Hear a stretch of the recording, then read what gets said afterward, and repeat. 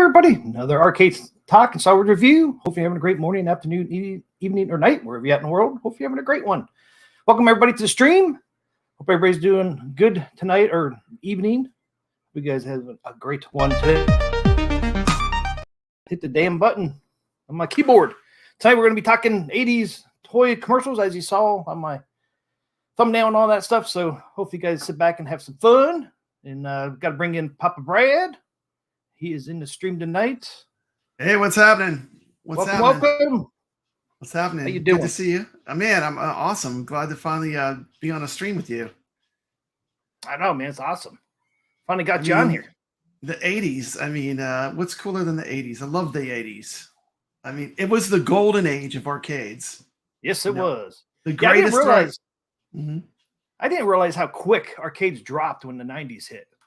Yeah. I mean, they basically all but disappeared, you know, especially the early 80s. I mean, that's when we got all the the classic, arcade games that everyone remembers, I know. And at Donkey the time, Kong, Pac-Man, Galaga, Frogger, Missile Command, all those games. Mr. Do, which I got back there. Mr. Do, Dragon's Lair, Tron, Star Wars. I mean, the 80s to me were really a golden age for that's where classic arcades came from. Yeah, I mean, when you're going through it, you don't really realize it, but it's like you look back, it's like, dang, all these games came out like boom, boom, boom, all together, just about. I know. And then arcades were everywhere. I mean, you could go to Kmart and they would have an arcade game sitting there. You could go to a doctor's office and they might have an arcade. Arcade games were everywhere. Every 7-Eleven, every little quickie mart had games, Pizza Hut. Yeah, arcade games, were everywhere in the 80s. So. Yeah, I remember going to our local Pizza Hut, man, playing sit down Pac-Man. Good way to pass the time. But yeah, and really, I guess, kind of say pinball was the 70s. It was kind of the golden age, but pinball seemed like they stayed longer. Well, pinballs never really went away. I mean, arcades became more popular than pinball. Pinball's a lot of maintenance. So when arcades hit, like people that were doing games, it was a lot easier, They break a lot less. Pinballs are a lot of maintenance because it's a mechanical machine. I mean, things are going to break. It's just the nature of the beast. Yeah, and that's one reason I'd love to have a real pinball machine, but that's what I'm afraid of getting a real pinball machine. Yeah. It's funny though. It's funny. You would think that, but people get so comfortable. Like when I go to events and stuff and I see pinball people, I mean, they have no fear. They just slap that machine open. I think it's something you just learn how to do, over time, I guess. Yeah. And when machines go down, there are people that just go around and fix each other's games. So, oh, well. But it's nothing to be scared of. I mean, it's a little bit to learn, but Well, I guess nowadays with YouTube, you got all those how-to videos. They probably walk you through almost everything. Yeah. What's happening, Goofy Foot? Oh shit, I forgot. I didn't bring my comments up. Let's see who we got in here. Let's see, we got Brooklyn Menace, Goofy Foot. Welcome. Hey, Goofy Foot. Good seeing you. And good seeing you guys, man. Welcome to the stream. Welcome, Brooklyn and Goofy Foot. For some reason, Goofy Foot, I always want to say Goofy Feet. I don't know why. Last week, I messed up almost every time, I think. Because you have 2 feet. I know. It's like singular. It's a singular foot. It's ingrained, the feet. Congratulations, Goofy Foot. You earned a wrench. Yeah, you got one too, Papabrad. Yeah, thank you. I did. Like I said, it's been almost, I think it's been 2 years since I streamed. Awesome. Awesome. Well, welcome back. Welcome back. I like your Star Wars in the background. That's brand new, huh? Yeah. Yeah, I saw your review. Great job on that review. Look at my Star Wars. Can you see my Star Wars? Oh, yeah. You got that. You see what it's running? It's some racing game. What is that? Daytona. Oh, it is Daytona? Daytona, USA. Yeah, right now. Nice. So what you got in there? I know Kong. It's just like a Dell Optiplex computer with a graphics card. And you actually put a PC in? Yeah, it's a big box build, but it's a slick setup. Nice. Yeah, you get the Kong front panel. Yeah, Kong's Russ helped me mod it. It came out really good. So yeah, I really like that. I actually just got Well, I like the original. The original was great too. I love the original. It was great. It's, you know, the only thing better than a Arcade1Up Star Wars is the B Kong modded Star Wars. But you know, it still was one of my favorite cabs. The emulation on the Atari Star Wars was done really well. Code Mystics did a fantastic job. Like I know people that collect real arcades that buy a Star Wars Arcade1Up and put it in their arcade. Oh, no kidding. Yeah, it's pretty legit, you know. To me, that was like a high point for Arcade1Up. It's one of my favorite ones, you know. And that's the only one really that I can think of. They limited it. I mean, they limited it the first time, and then they limited it to 3,500 the second time. Mm-hmm. It's the only cab I know they really did that to. Yeah, I don't know why they limited it. It's like, do they not like making money? Because like, what's more popular than Star Wars? I mean, Star Wars is like you know, it's hugely, you know, it's just popular, you know. I mean, they don't limit, or they limit Star Wars, but they didn't limit like Dragon's Lair, which had a smaller audience, I think. But yeah, it's just weird how they did that. Unless Dragon's Lair, though, it's like a pattern. Once you learn to beat it, you can beat it, you know. But it's a great game. It's a great game. With Star Wars or Dragon's Lair, you know. Yeah, I finally beat it. Yeah, awesome! Congratulations. Beat it a bunch of times. Now, what I did is I did unlimited. Yeah, that's how you got to learn. That helps to learn for sure. Yep, and you got to play it. You got to play it a lot, you know, to be able to get the patterns and stuff. But it does. It does have. There's actually a logic to it, and it is basically a pattern that you follow to play Dragon's Lair. Yeah, it took me a while, man.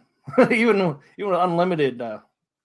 Because at first I tried to do three turns, whatever. And then I did 5, and I'm like, I still can't get there. I was getting closer.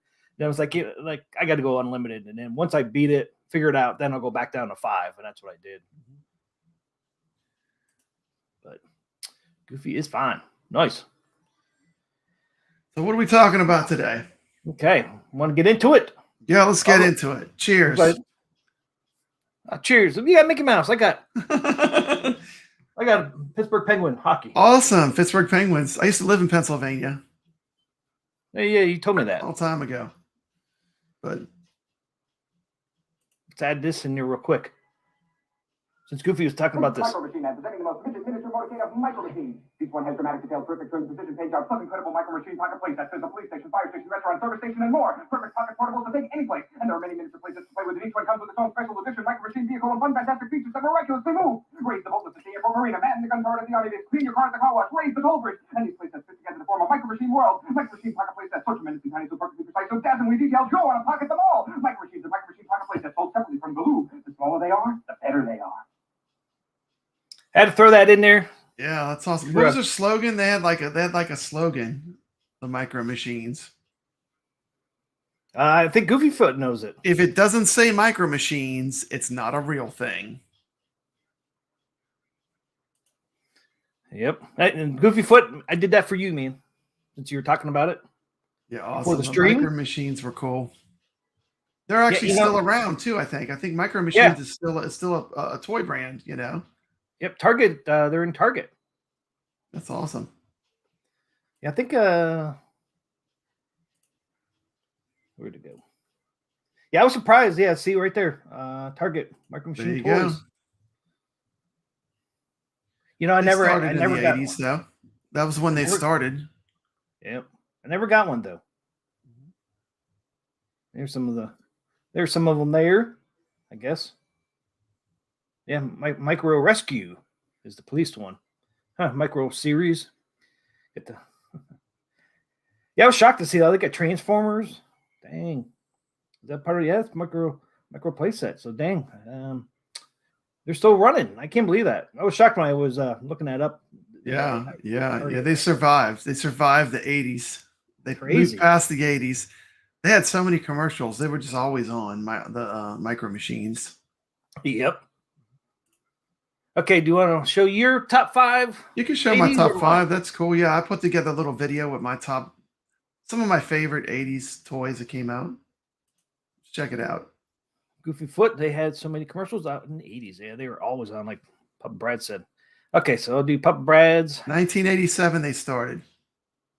Oh, was it 87? Mm-hmm. See, I was too old by then, man. I was 17. That's why I didn't get any. All right, we're gonna start chasing girls. What's that? You're out chasing girls. Yep. Senior year in high school, partying and girls. Well, one girl, which I felt like I wasted my time. But it happens. Ain't going there tonight. All right. We will do Papa Brad's top 5. Here. If you want me to stop it at some point, just let me know. Yeah, it's fine. You can just let it play. Just last night, I was lost in the jungle with Pitfall Harry, surrounded by giant scorpions and man-eating crocodiles. Well, Harry and I just grabbed the van, flung through the trees, and over the tar pits and found the jungle treasure. It was really neat. If you haven't met Pitfall Harry, you're missing the year's most incredible video game adventure. Pitfall for the Atari 2600 and in television. Since I met Pitfall Harry, no other man will do. Pitfall, designed by David Crane for Activision. Introducing Burger Time, the home video game where you're a chef being chased by food that constantly disagrees with you. Like hot dogs that have a taste for revenge. Burger Time! Eggs that don't turn over easy. And pickles that are very, very sour. Burger Time! Now for Intellivision, coming this fall for Atari 2600, Apple II, Aquarius, and IBM home computers. Burger Time! From Mattel Electronics, don't be surprised if you're on the menu. Star Wars, The Empire Strikes Back, a great movie. Now a great video game. A movie which challenged your imagination. Now a video game where the challenge never ends. You saw Luke Skywalker battle the Imperial Walkers. Now bring the battle home. The Force was with Luke Skywalker. Will it be with you? Star Wars, The Empire Strikes Back video game. For your Atari and Sears video game systems from papabrad.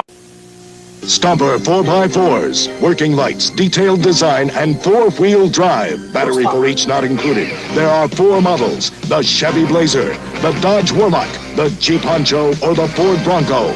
With battery-powered 4-wheel drive, you can tackle almost any hill, almost any surface, because 4-wheel drive provides power. Stomper 4x4s with headlights, each sold separately or available in sets. From Shopper. Masters of the Universe is a sword and sorcery themed toy that was created in 1981 and released in 1982. Origins of the toy are somewhat fuzzy, as several different people make claim to creating He-Man. One thing's for sure, Mattel created an amazing series of action figures that were much larger than Star Wars figures. There were 2 main characters, Skeletor and He-Man. There was also a line of other characters. Each figure came with its own comic, which told some of the story. I have the power. Let's check out a commercial. He-Man, He-Man. Who's the big guy with the muscles? He's He-Man, the most powerful man in the universe. Skeletor is his enemy. He-Man, He-Man. Here's He-Man, Skeletor, and Castle Grayskull. You have to put the castle together. You're doomed, He-Man. Oh yeah? Watch this action, Dad. Now I have the power. He-Man and Skeletor each sold separately. Castle Grayskull also sold separately from the Masters of the Universe collection from Mattel. What's this?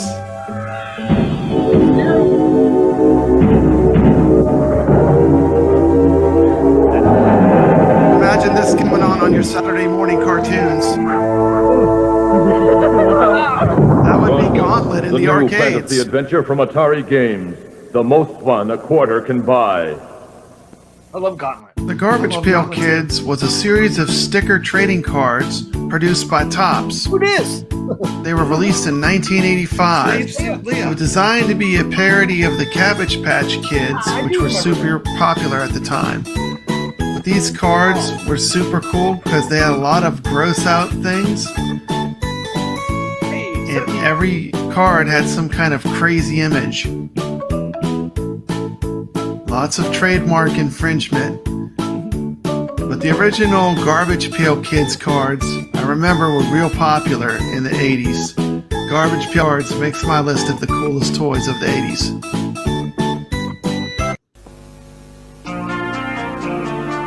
Play to win. You never lose. and 7-Up's the one you choose. It's a natural kind of taste. Nothing else comes near. 7-Up cools your thirst. 7-Up, the difference is clear. That's what only it can do. Drink me some 7-Up, play some Pac-Man. Back in the 80s. It's a clean, refreshing taste. 7-Up, the difference is clear.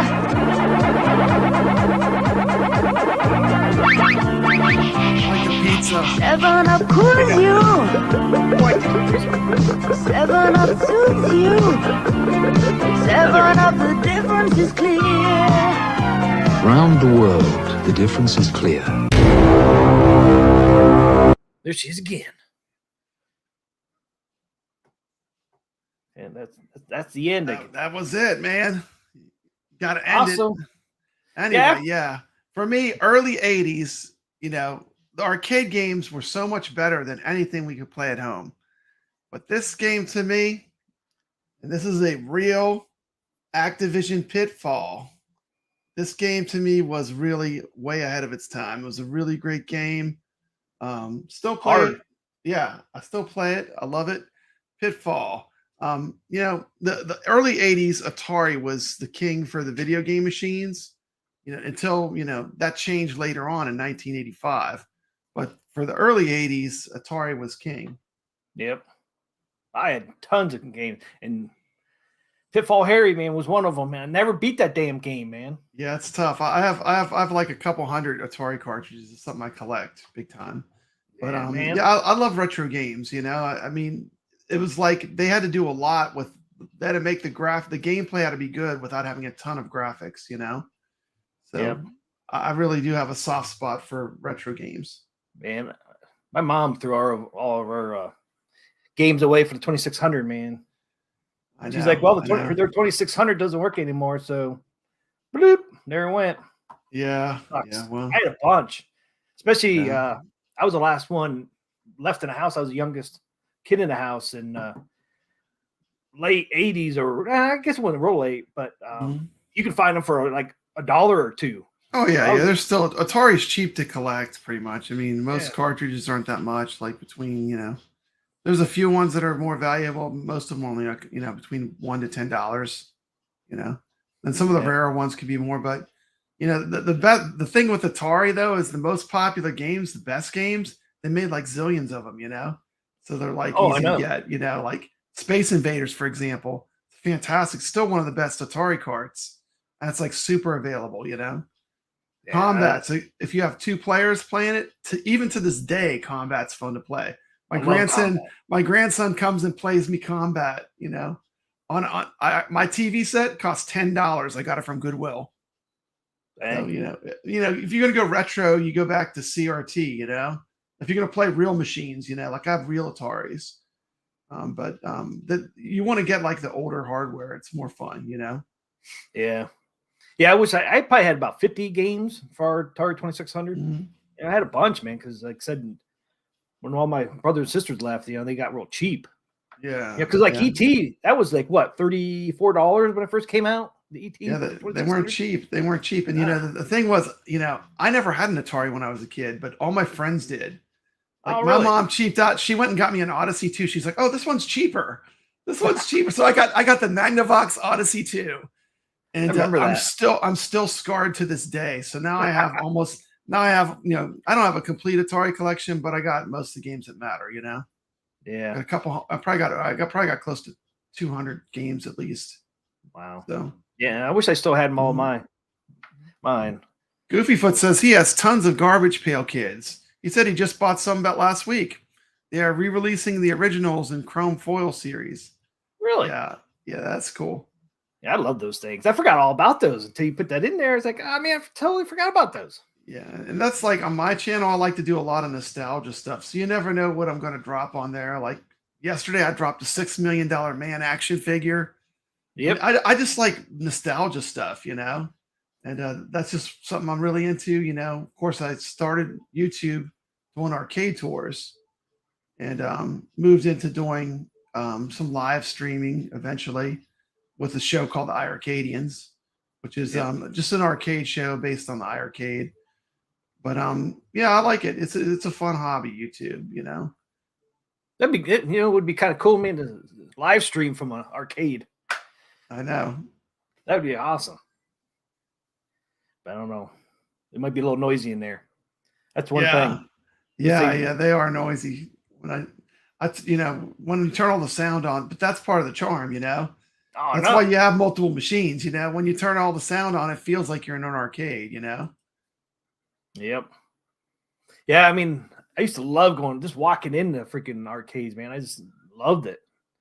You felt like you were like in your own universe. It's like I know, and it's like today it's like almost like a renaissance, because like we have all this home stuff and it's all so affordable and it's so cheap and it's so good, you know. Yep. I mean, I've always been a huge fan of arcades, and you know, I would have never thought I would have an arcade in my house like I do. You know, I actually have 2 rooms, but you know, yeah, that's what you were saying. Yeah. Yeah, I only got 1 room. I only got 5 units right now. Hey, what's up, Dan Z? I didn't see you in there, man. Welcome to the stream if you're still in here. I guess I'll do my top 5. Yeah, let's do your top 5 next. I don't have Princess Leia on mine, though. That's okay. I won't hold it against you, dude. I saw it on there. I was like, woo, nice. Okay, here we go.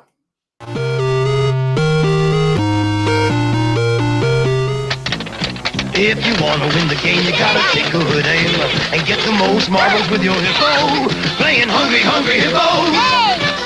Hungry, Hungry Hippos. Hungry, Hungry Hippos is the name of the game, and whoever hippo gets the most marbles wins. Playing Hungry, Hungry Hippos. Hungry, Hungry Hippos. I win! Hungry, Hungry Hippos from Hasbro.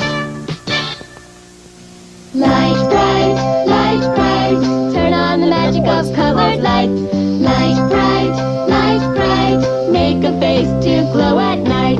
Smiling friend, shining bright, make a sign to say goodnight. Just pop in the colored pegs and follow the patterns. It's easy to make your favorite pictures and characters, or you can always create your own light pictures. Light bright, turn on the magic of shining light.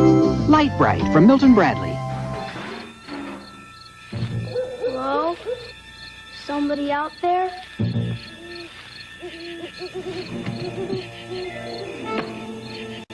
E.T. Video game? It's coming soon, only from Atari. The video game that lets your family help E.T. get home. But only if you have an Atari video game there we system go. at home. E.T. Here's the new Star Wars X-Wing Fighter and the Star Wars TIE Fighter.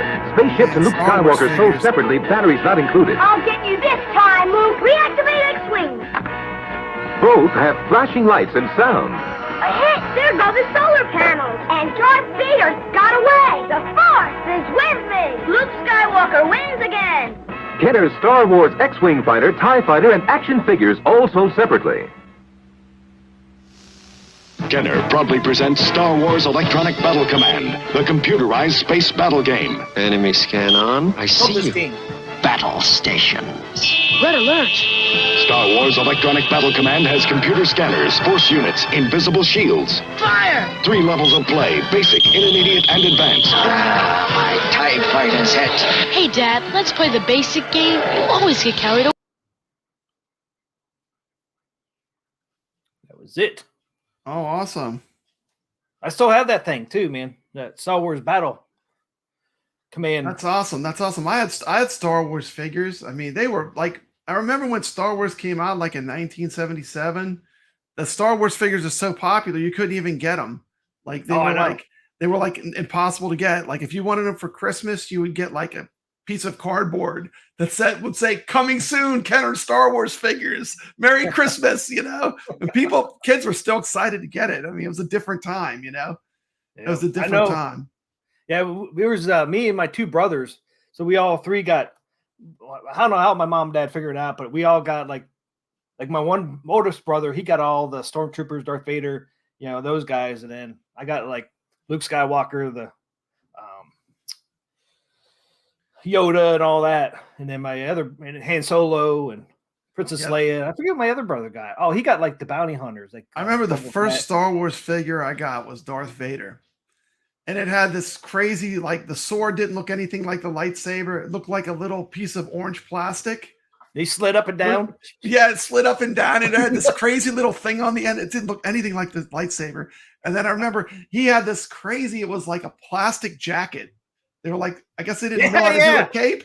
And it was like, you look at it now, you're like, look at this trash action figure. But like, you know, when I was a kid, I was like, oh yeah, I'm Darth Vader, you know. But yeah, we actually made our own capes because we didn't like the plastic capes. So we made our own out of cloth, modifying them all the way back in the day. Yep, always mod. Yeah. Only one was cloth was the Jawas. Goofyfoot says Rock'em Sock'em Robots was a good commercial. Yeah. When I got the toy, he said he was really disappointed. Yeah. Broke after 5 minutes. See, ours never broke. Yeah. You must play aggressive like Papa Brad. Like when I play arcade game, it better have good controls or I'm breaking it right away. Like, you know, I play aggressive. I play real arcades too. So I'm used to like commercial type, like buttons and sticks and stuff, but I play aggressive, you know, and that's just the way I've always played arcade games. Final Caves, Dan Z. Welcome to the chat, Dan Z. Dan Z. See if I can find it on here. There they are. There were a lot of cool toys in the 80s. Some of the toys still stuck around and they're still super popular. Of course, some didn't, you know. You have any of those pictures? Let's throw up some of them pictures. These are some of the most popular toys in the 80s. These were like on the top lists of toys and some of them were still around. Some of them kind of disappeared, you know. Yep. Oh, what did I do with that? The ones you sent me? Yeah. You have those pics? Throw some of those up. All right. Where's my thing? Okay, I got freaking too many. Oh, I think it's this one here. There it is. Oh shit! What did I do? There we go. I don't know why that one came out so Pound small. Puppies. Yeah. Pound Puppies came out in the 80s. That was one that kind of came and went. Hey, you're in StreamYards, huh? What's that? You're in StreamYards right now, so just do this. Close that. Just drag and drop them into there's a part in StreamYards in your tools that is like overlays. Just drag them in there and drop them. Overlays. Under presents or settings? Overlays. It's on. It should be on where you put your someplace where you put your videos in.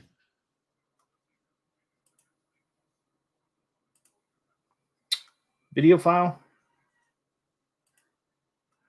It should say like overlays. You can just drag and drop the whole bunch. Then they'll show real good on screen. They'll show full screen.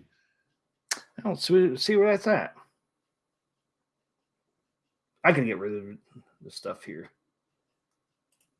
Oops, wrong one. Okay, remove.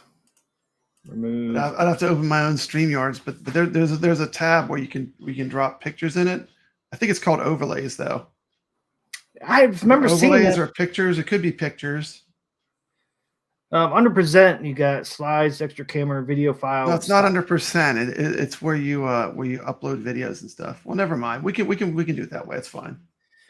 Yeah. It just would show the pictures a lot bigger if you did it that way. I know. Because you can't really see them because they're too small.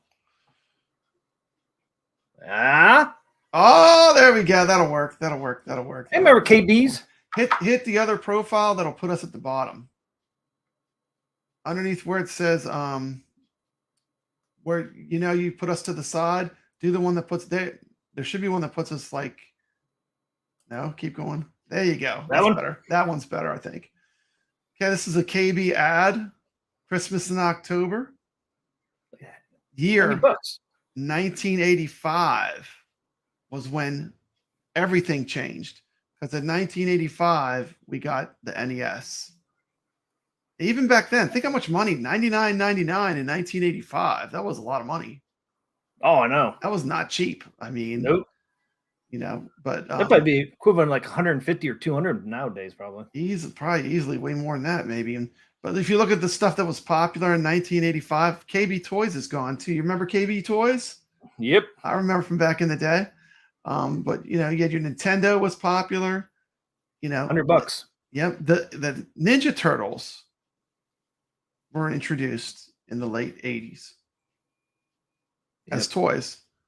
$350. Not bad. Yeah, I bet that Nintendo, man. That look, like the Micro Machines, transport chopper.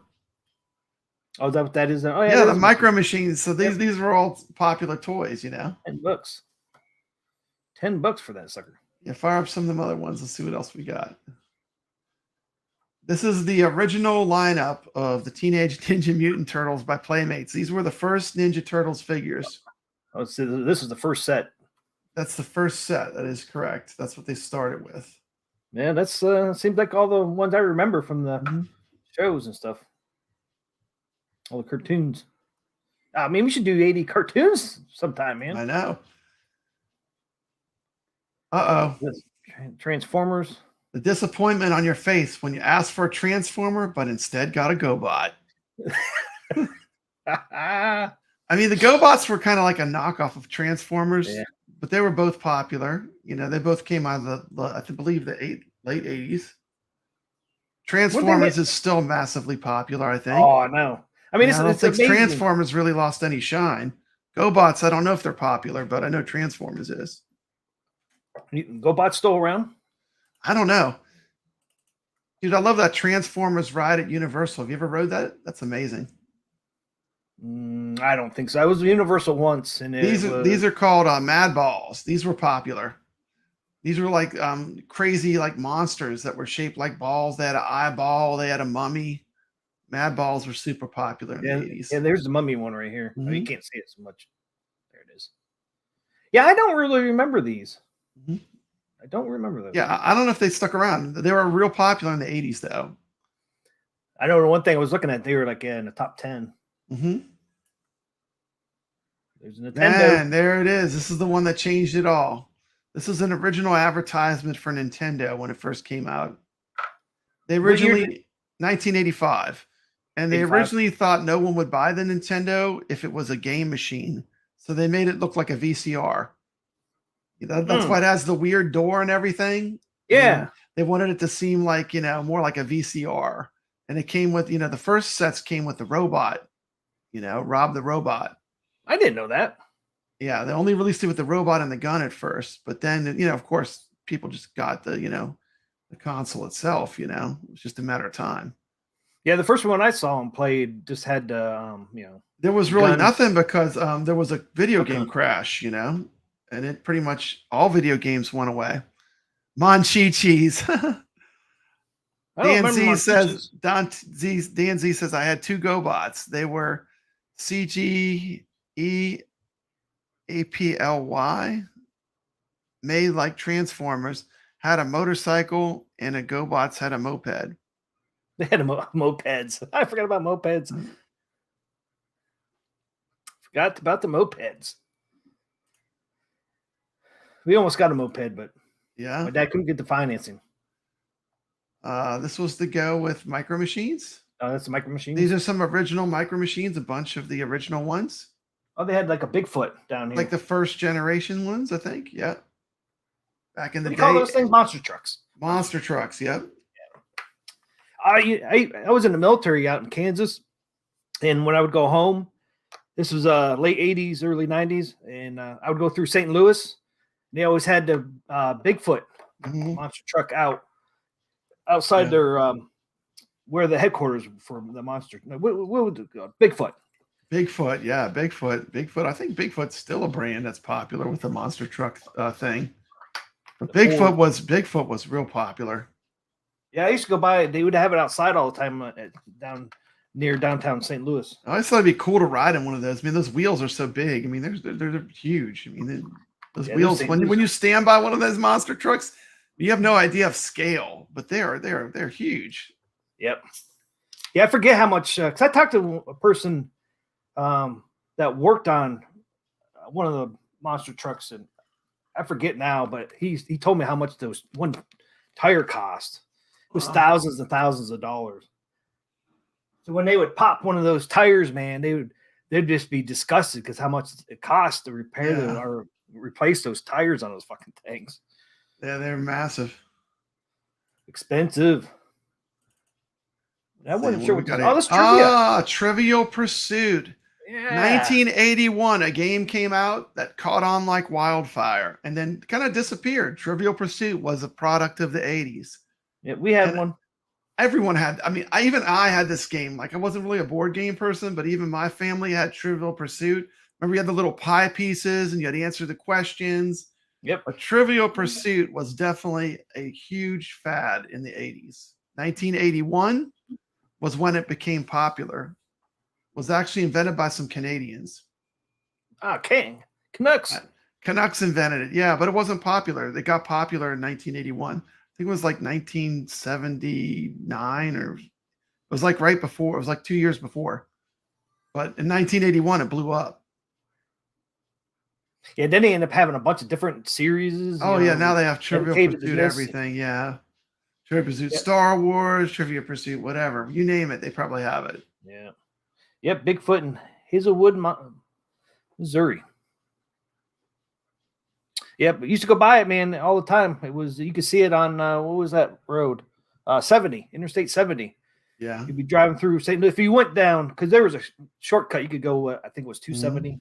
But if you went through 70, you would actually see the Bigfoot. Yeah, muscle figures. They were like wrestlers that you put in a garbage can. I remember those. I actually was about to send you. That was the next pick I was about to send you before we ran out of time. Yep, the robot went into the trash. Went into the trash? Why? Oh, remember muscle figures. I don't remember muscle figures linked. Yeah, they were cool. They were cool. Garbage can. They were kind of like molded out of like this kind of like rubber. It was cool. Do you remember like that one dude would stretch? That was a fad. Pound puppies. Pound puppies were popular in the 80s. Yeah. I forgot all about those. Yeah, man. You forget. Like, that was a huge thing, man. Those things were popular. Yeah. Like, so like a gazillion of those. And then it's totally disappeared, you know? It's totally disappeared. It was just like a fad. Yeah, there's the little boxes. I do remember the boxes too.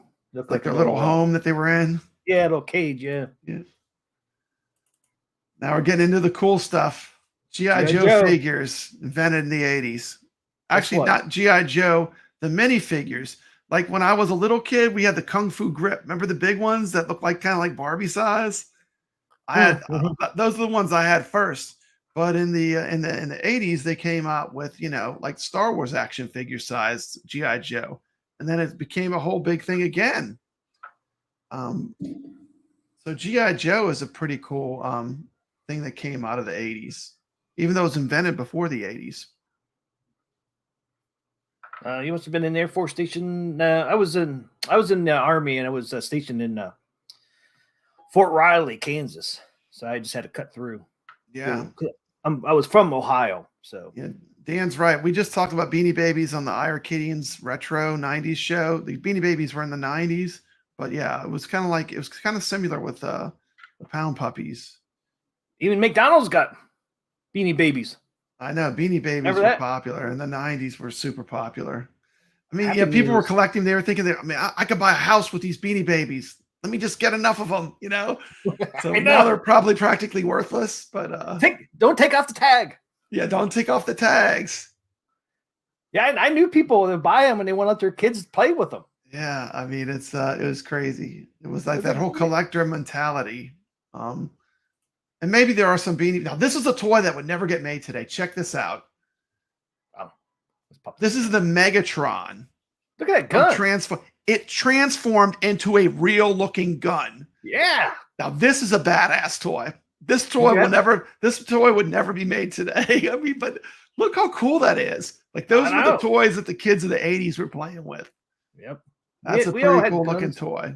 You know? Yeah, we had guns. But yeah, I mean, I wonder how much that thing would cost nowadays, because you know some people still have them. I don't know. It seems to me like that would be one of the ones I think would be pretty collectible, but maybe it was super popular. I didn't really look up the price, but when I was looking for cool stuff from the 80s to talk about, I thought this was a good one.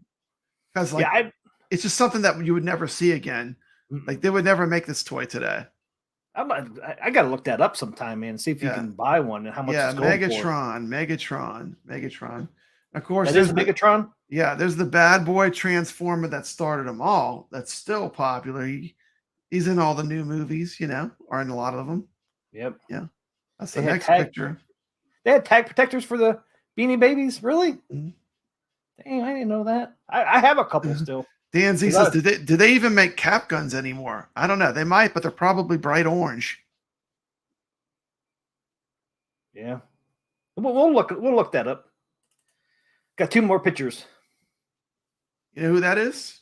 Your Transformers guy? Put in the chat. Who knows who that is? He looks familiar. Megatron. That's not Megatron. I know. That's the leader of the Transformers, isn't it? Optimus Prime. Oh, Optimus Prime, yeah. I wasn't into Transformers. Didn't I have? It was too late for me. Like when they came out, like I was older too, but I still knew kind of like what kids were into, and that Transformers was huge. Yeah, I bought my son. These things were super popular too. Koosh balls. Yep, Koosh balls came out in the 80s, and people just love those things. I mean, they're just like crazy. They're still around.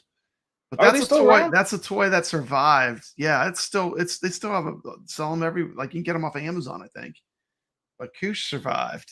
Yeah, I know you see a lot of knockoffs too. It was like a fad though. Like it was super when it first came out. Like people were just amazed with it. Like, oh look at this! It's like a ball, but it's made of little. It's just weird. So that was one of the fads. Pogo balls. Probably see little pieces all over the floor from kids pulling too much. Yeah. Haha, I had one of those. The Leon. Oh, squirt guns. Lil Uzi. He had a little Uzi squirt gun. Okay, that's it for those. Just some fun pics. Yep. Yeah, because some of those things I didn't remember. Let's see. What did I want to look up? I did do Rock'em Sock'em. I didn't play this, did I? And see, there's something wrong with my computer tonight here. I can be any kid on the block. Oh, yeah. They're slugging it out. A left to the jaw, and... Oh, my block is marked off. And press it right back on. It's Rock'em Sock'em Robots. Press this lever. He throws a right. The other a left. Knock his block off. You're the winner. Well, next time. You can Rock'em Sock'em with the Rock'em Sock'em Robots by Marks. Marks. Ah, forgot about Marks. Rock'em Sock'em. What was the other one I wanted to look up? Cap guns. Let's look up cap guns. See if they still have those. I bet they don't have cap guns.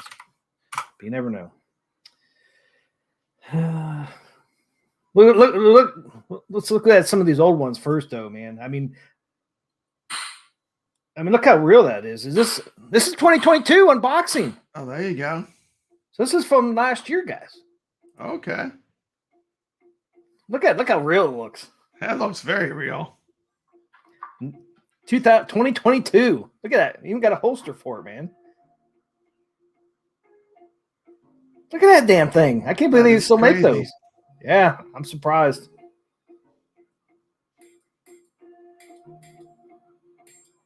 Remember the paper? We had the paper cap guns. Yeah, I remember that. They came in like a roll, and they were red.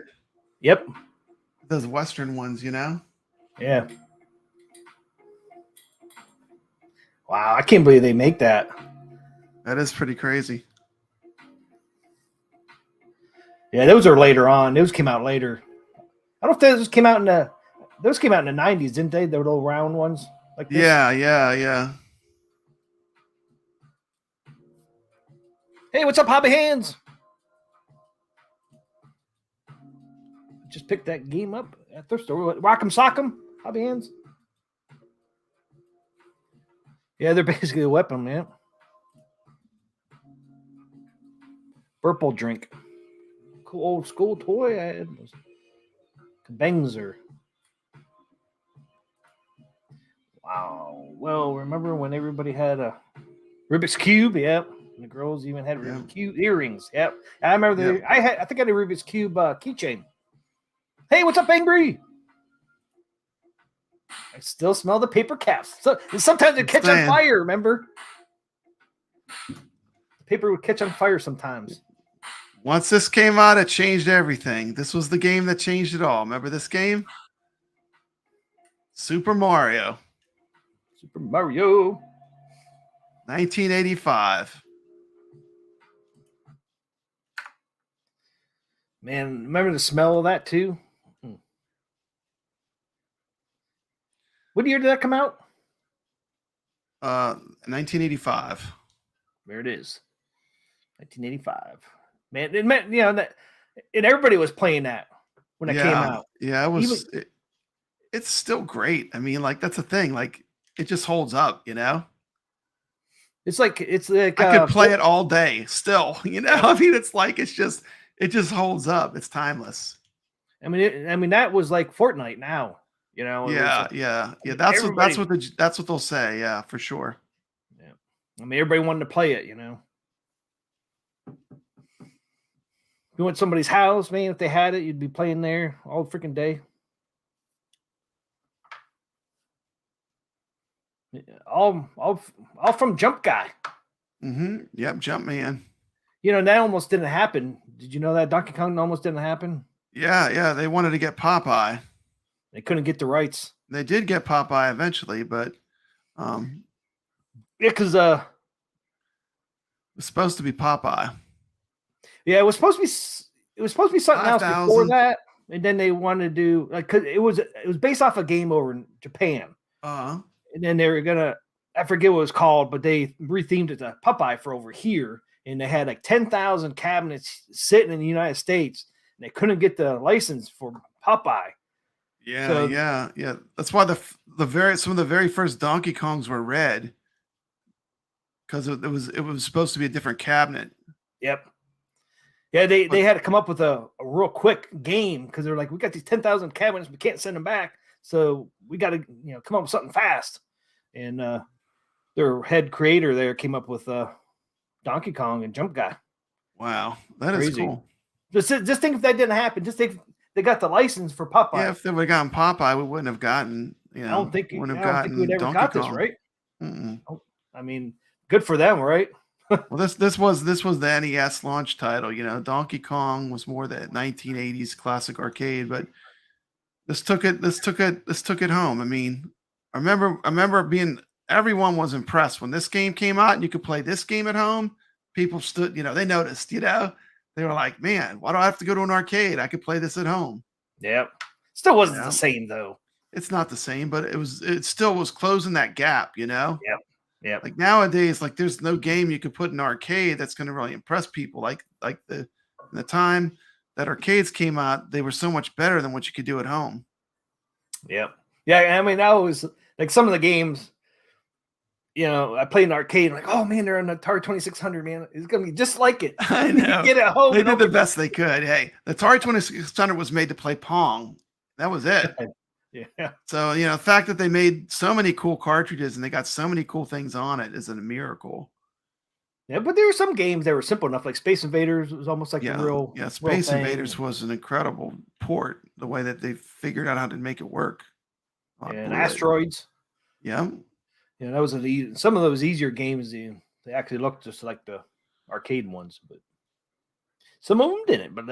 But you're talking, they had full blown computers in those arcades. Okay, here we go. It's time to cheat. You got to cheat.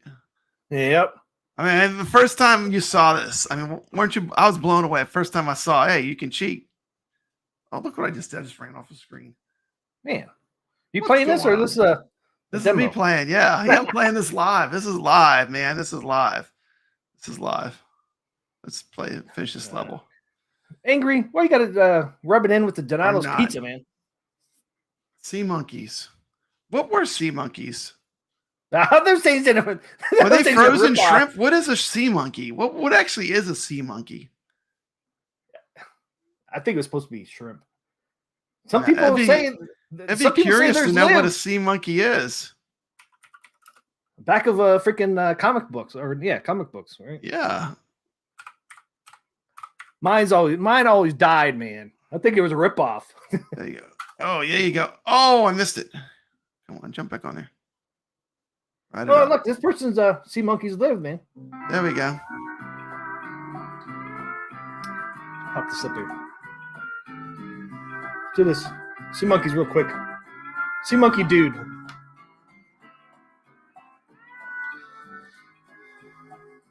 I don't know about the Sea Monkey Dude here. Mm-hmm. What did I get into? Is this it here?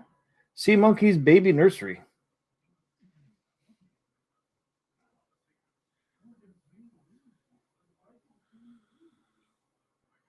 Ah, that's from June 22.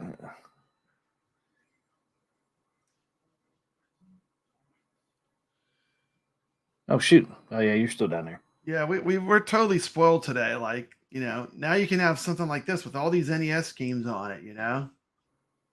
And it's just like, we're totally spoiled. Things are better than ever. You just have so much at your fingertips.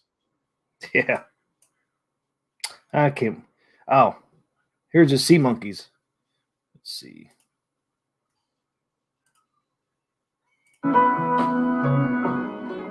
So this guy's saying the Sea Monkeys are living, man.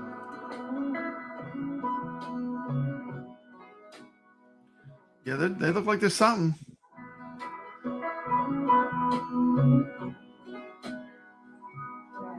So that's got to be some kind of shrimp or something.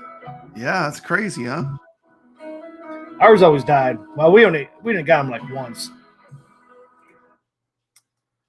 There's that. Oh yeah, there's a little thing you would get with it. This product upper kids in Ocean Zoo. Oh, come on. Sea Monkeys, remember that?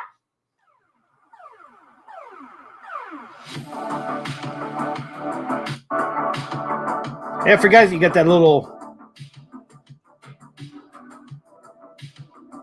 Oh, so those are supposed to be eggs. So, Keith, did you have Sea Monkeys as a kid? Oh yeah, I had sea monkeys several times. Because unfortunately, they didn't live very long. They don't. I only did them one time, and I was so disappointed that I never tried it again. But I know some people have minimal success with this product, so maybe we will. I was always I don't know. I tried it once or twice, and there you go, Sea Monkeys. It didn't work. Oh, it's Brian Shrimp. Okay. So those are actual eggs they sent us. Oh, wow. Hobby Hand says, I remember I made my own Space Invaders on my XT IBM clone. IBM. Do you know IBM was around in World War II? Wow. Nazis used them for tracking the Jews over there. The IBM terrible. computers. Yeah. But who knew computers were back then, man? I mean, they're not really pushing that narrative, are they? Nope, you don't hear that. But can you imagine who knew computers were around in the 30s? Who knew? See, this is why the NES was so revolutionary. Look how good this Donkey Kong on the NES was. I mean, I know exactly. I mean, like the game. It's very close, you know, for home, and you know that's kind of, I think, what really put the nail in the coffin of arcades the worst, because you know home games got so good. Could be a fun video game. Sea Monkeys. I wonder if they had a game. They could have had a game.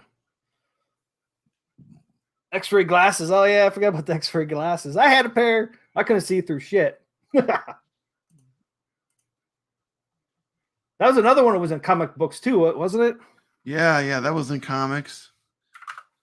They always had that ad with the guy getting, you know, the muscle man trying to sell you stuff. Muscle man. Yeah, like the kicking sand in your face. There's like an ad that's in a lot of comic books. Oh yeah, yeah. Here, there. If you like to collect cool, nostalgic things like I do, well, you might like this. These are my vintage X-ray vision glasses. Now, if you grew up in the 60s, 70s, or 80s, you know exactly what these things are, or what they were supposed to be. They're just little holes. Boy, you get these, you can see through anything if you know what I mean. Oh, girl dresses. Biggest ripoff ever. But here's the beauty of these particular glasses that I have here is that they are actually still in their original packaging after all these years. So let's do it first. Let's rip this bag open and let's just see how great these vintage X-ray vision glasses really work. Okay, so here are our these ones are just made out of cardboard. Glasses out of the bag. They look Donkey great. Kong, go for a ride. Sparkle, you know, a sparkle on the cheap cardboard, and that's even a stretch. Probably thick The paper, cardboard. cheap chintzy glasses. It says right here by day. Ooh, you know, hold up your fingers, X-ray vision, bones. Hold up an egg. Yeah, that's why. That's what they were trying to sell, so you could look at eggs. Gotcha. Street lights, street count. It's magic. This isn't magic at all.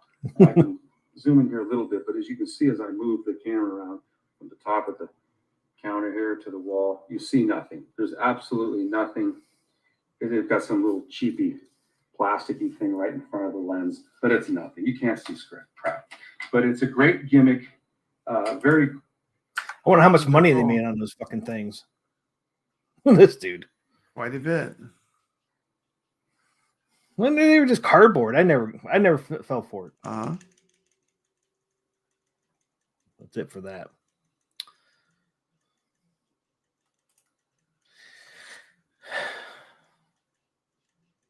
Galka. Got it on my Pac-Man back there.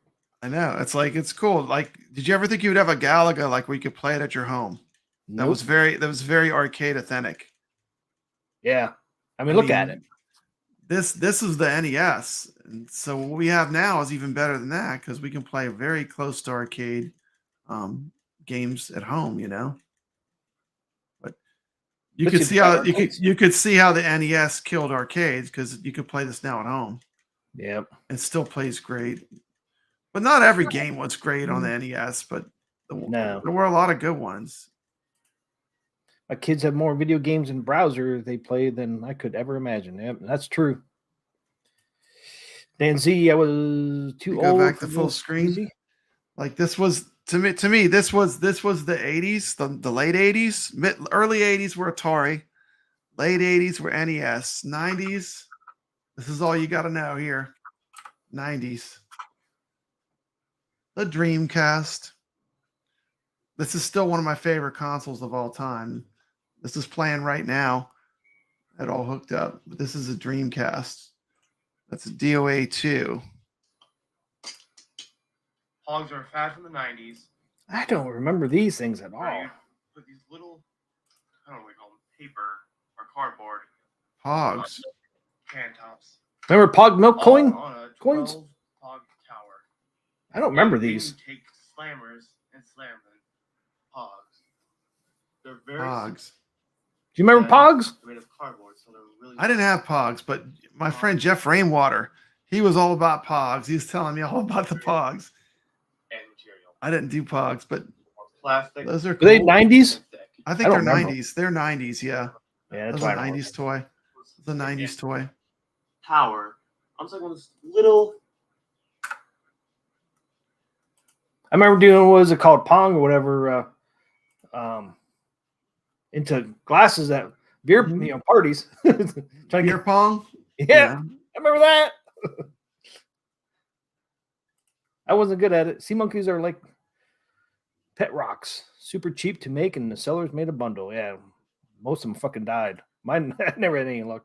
I think I tried it twice. I think the second time they lived. A couple of them actually lived for like a day or two. That was it. You got a little bit of life. Yeah. Get to see some. Did they move around for a minute? Yeah, it wasn't real long. Nice, got a nice drink there. I got my drink going over here. Got my Pittsburgh Penguin. DNZ's doxing himself. He's saying, "I'm 48 years old." What about fake dog doo-doo at Spencer's? Oh, I forgot about Spencer's. Remember Spencer's? Now they have what Hot Topic? Like Spencer's? Is Spencer's? Is there still a Spencer's around? Eatable panties. Do you remember those? Edible panties, yeah. Yep. They had all the good stuff, man. I know. I love going in the mall.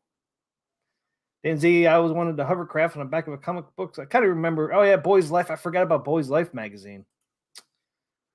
Right next to the X-ray glasses. Yep. What about fake dog crap? Spencer's. Yep. I'm 48 years old. See, you read all these. Mine lived for a long time until the tank got tipped over. Oh no, hobby hands. Yeah, I never had luck like that, man, with the sea monkeys. Boys Life. I forgot about that magazine. Toys of the 80s. Boys Life. So much stuff I forgot about it. Oh, there it is. There's Danzy. Candy panties were like rope licorice. Never bought a pair.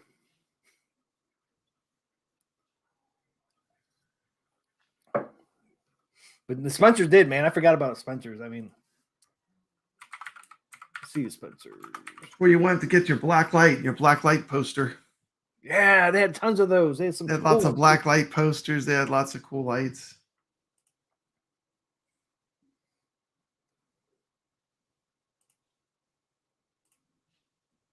There it is. There's one. Yeah, that's what it looks like now. Yeah, okay, cool. So I think they still do exist. Okay, cool. Yeah, I guess I don't have one in the mall by me, but it's good that they're still around. That's cool. Because there's some locations here in Colorado. Cool. So are they all just out in Colorado, maybe? What Colorado popped up, but yeah. So they definitely still exist then.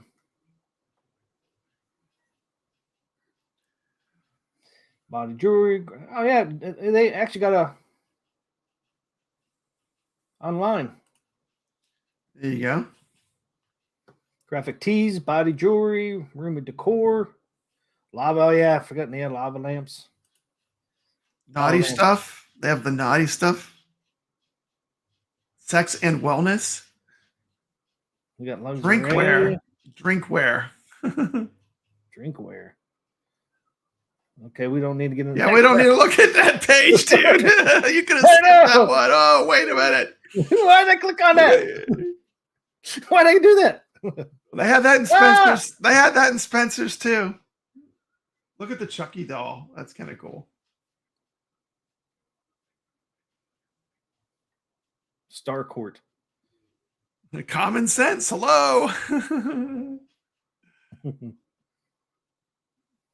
Hot Topic is actually owned by Spencer's Gift. Dan Z says. I didn't know that. Oh, really? That kind of makes sense. They're kind of similar. You know? Gifts and humor. There's not much in there. Gags and pranks. Oh, pregnancy test. Oh, no.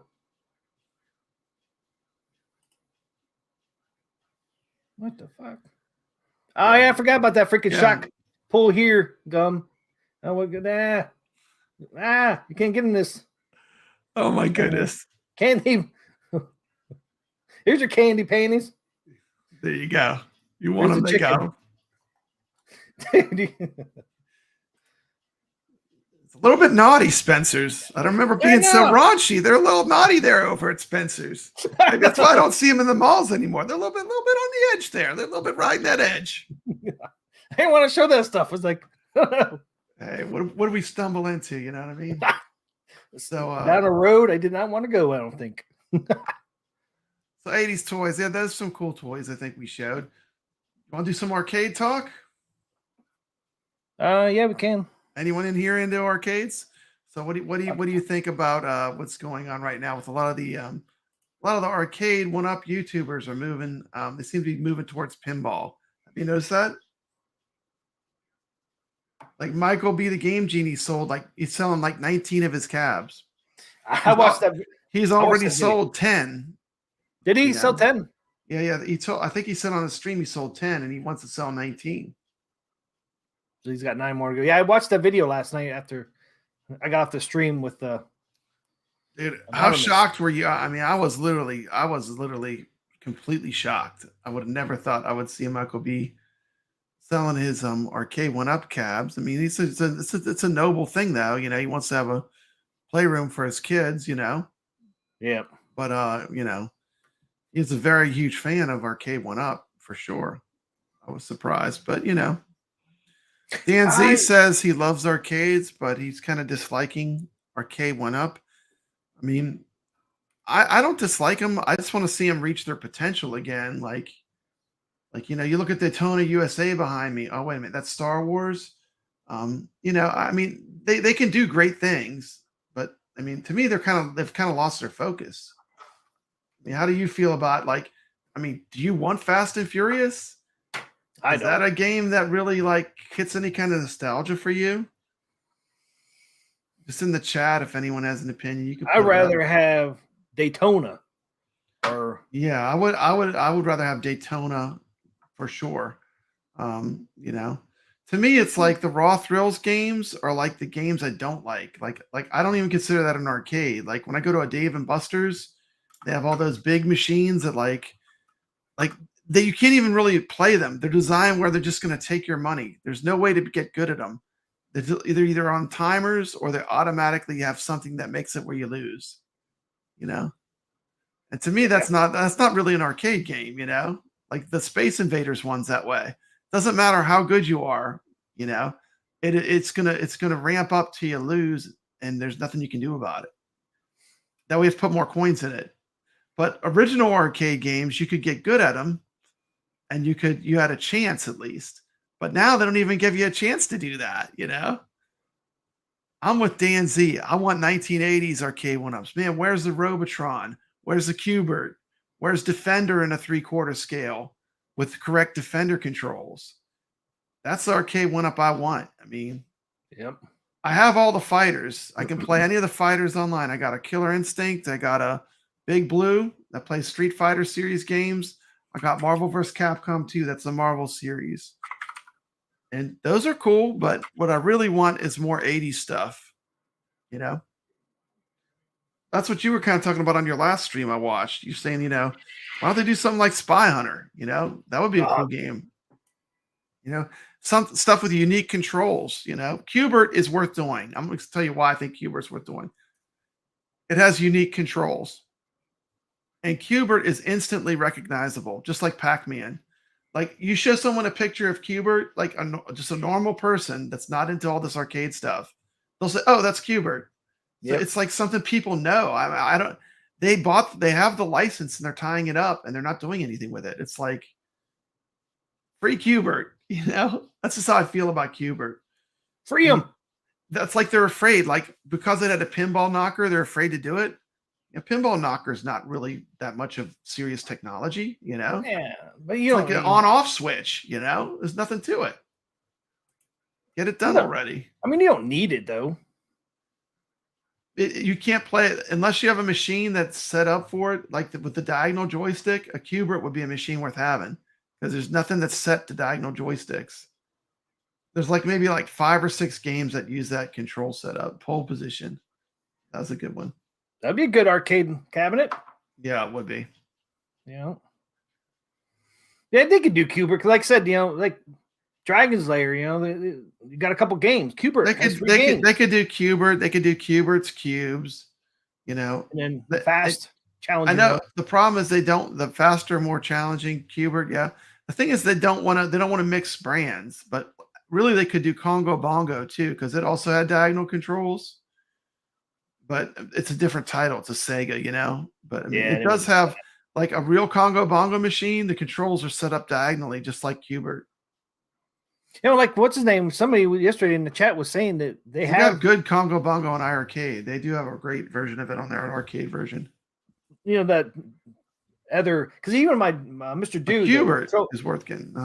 Yeah, my Mr. Dude, the joystick I used. You have to go underneath, and there's a bracket. You could change it to to the square position or the diamond shaped. Yeah. But somebody was saying in the chat yesterday that they actually have one where you can do it right on the joystick. Yeah, I have it right now. It's literally, see this iircade behind me, this red one? There's a button underneath. You might be able to hear it. I press the button. There's a motor, and it changes from a 4-way to an 8-way. Yeah, there you go. Glenn's Retro Show makes them. I have one installed in my original Dragon's Lair. So when I play a 4-way game, I literally have perfect controls, amazing sound, amazing picture, and I love that thing. It's cool. It was a fun mod too. A little challenging, but it was fun. I'm glad I did it.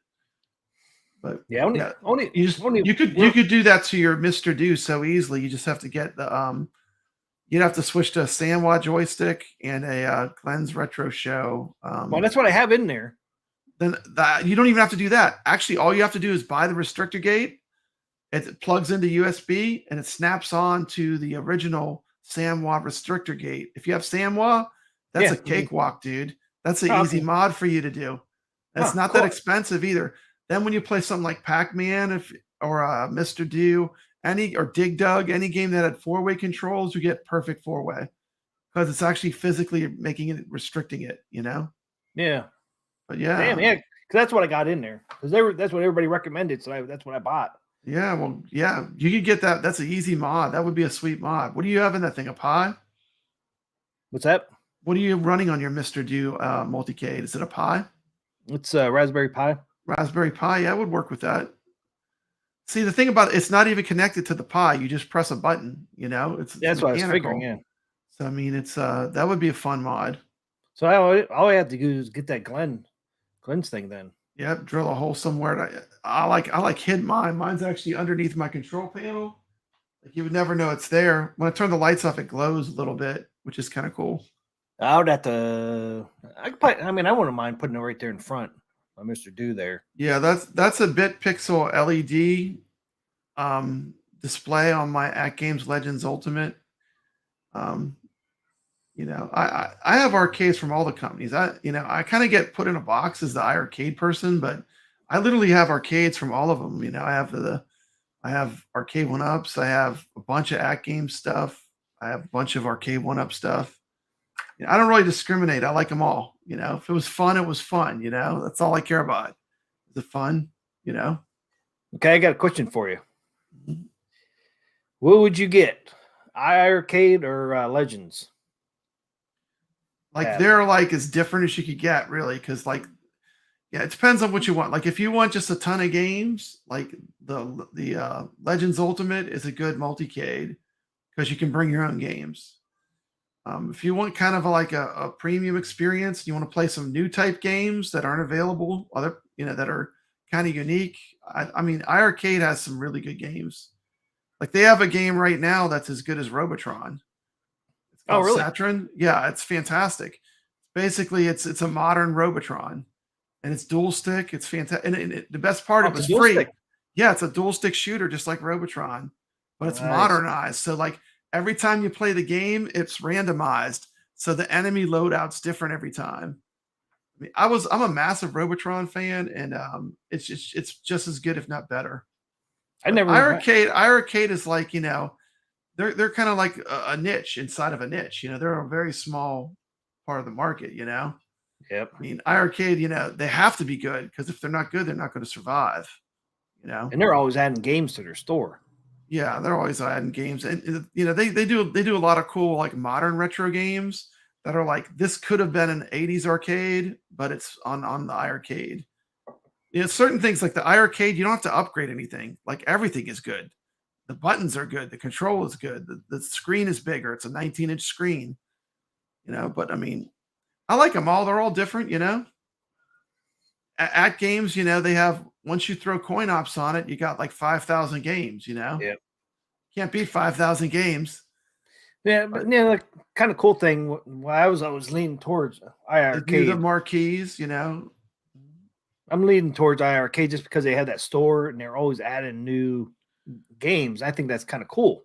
Yeah, I like iircade. iircade's got a really great community too. It's like a small community, but everyone that's into it, they play the games. Like if you get an iircade, you would see I'm on all the leaderboards. I play games. Yeah, I'm on all the leaderboards. What's you over there on all those? Pop this up. Yeah. Where'd it go? I'm already signed up. So there you go. There's some.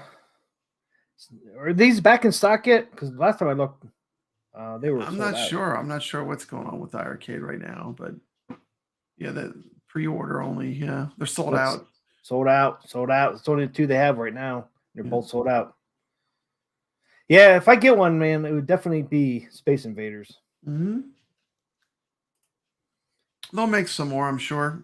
I mean, but you never know. I mean, right now I'm happy with it. Like if they went out of business tomorrow, I'd still be happy because I've got all the games I love on it. Yeah, the games don't go away. Once you download the game to the machine, it's permanently on there unless you delete it. Right. So it's not like like some of these consoles now. Like if it doesn't connect to the online, none of your stuff works. Yep. It's not like that at all. Like the iArcade is like once you put the game on it, unless you delete it, it's on there forever. All right. So so you're downloading it to your. So you own it. I mean, it's not like it's linked, But there's a lot of cool things. Like the multiplayer, the online is really fun, but you just have to know people. Like when I want to play games online, I just message my friends and we play. Yeah. So it's that's pretty cool. Because it's such a tiny community. It's even tinier than Arcade1Up. So you have to do that. Yeah, it's a tiny company. I mean, they're growing. I like what they're doing. I mean, hopefully they keep doing good stuff, and we'll see what the future brings. Yep. Dan Z says, papabrad, what is the game you have with the changing title marquee? Yeah, that's the Legends Ultimate from At Games. It's a good machine too. It's a real good machine. Oh, is it this one here? Yeah, I'm the one in the corner. I'm running Coin Ops. That's Crazy Climber. Yeah, I'm running Coin Ops in it. Oh yeah, there it goes. You see Daytona. Look at Daytona going. It's amazing. Like we live in a golden age. Like home arcades. Like I can't believe the games that we have right now that you can play at home. It's just amazing. I mean, I have an Atari 2600 sitting by me. I got a real Dreamcast running on that monitor. I mean, everything is just like so available. I mean, we're in a golden age now of home arcades. People complain a lot, but we should be really happy because like it's better than it's ever been. So yeah, Dan Z, you have a multi-K to 60-in-1. That's cool. Are you running it in a real arcade cabinet? I have one of those too. It's in my other room. You can see a tour of my arcades, but my arcades change a lot. Like sometimes I'll kind of bring stuff in and out, but certain games I'll never get rid of. Like my original multi-K I built, I'll never get rid of because it's all real arcade hardware. It's like using a Galaga cabinet, so I'll never get rid of that one. That's never going to be an option.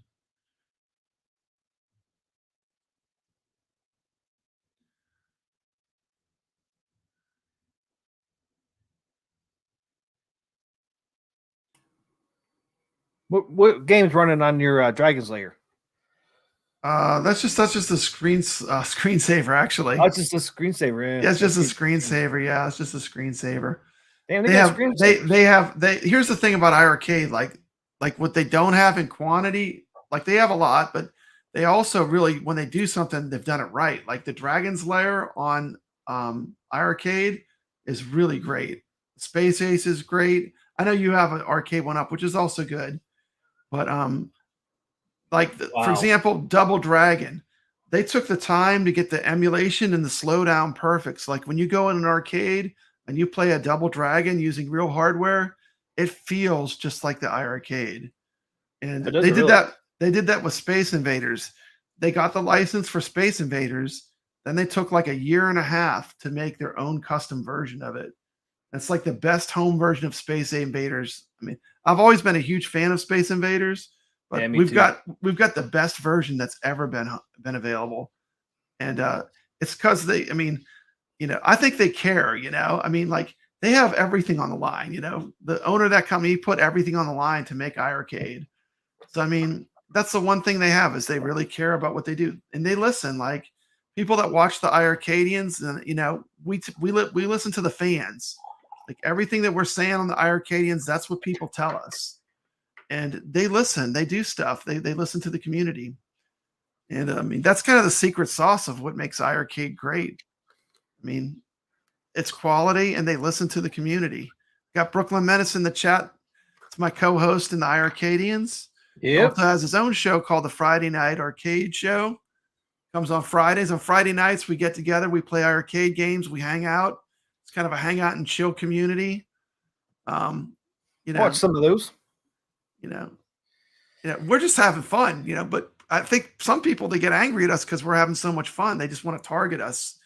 But that's just who we are, We're iircadians. We love this stuff, But, I love all arcades. It doesn't matter. I mean, it's not just iircade, but I mean, iircade certainly has, like, if you love arcade games, it's a good niche. If you love to play, if you're buying a machine to play games, it's a machine to play games. It's like everything about iircade is like for playing. You've got top of line controls. You can get real arcade glass for it. Oh, can you really? Tempered monitor glass, just like a real arcade. Matter of fact, they have a problem with it breaking because they're using real glass. Nothing cheap. And that's that, but I mean, that's what iircade's kind of about, it's a small community, Retromania wrestling. And here's the thing, I'll tell you too, if you could pick up a used one, they don't wear out. So like if you could pick up a used one, scoop it up, because I mean, they don't wear out. Like I like my original one as much as the gold cab, Oh, yeah, both?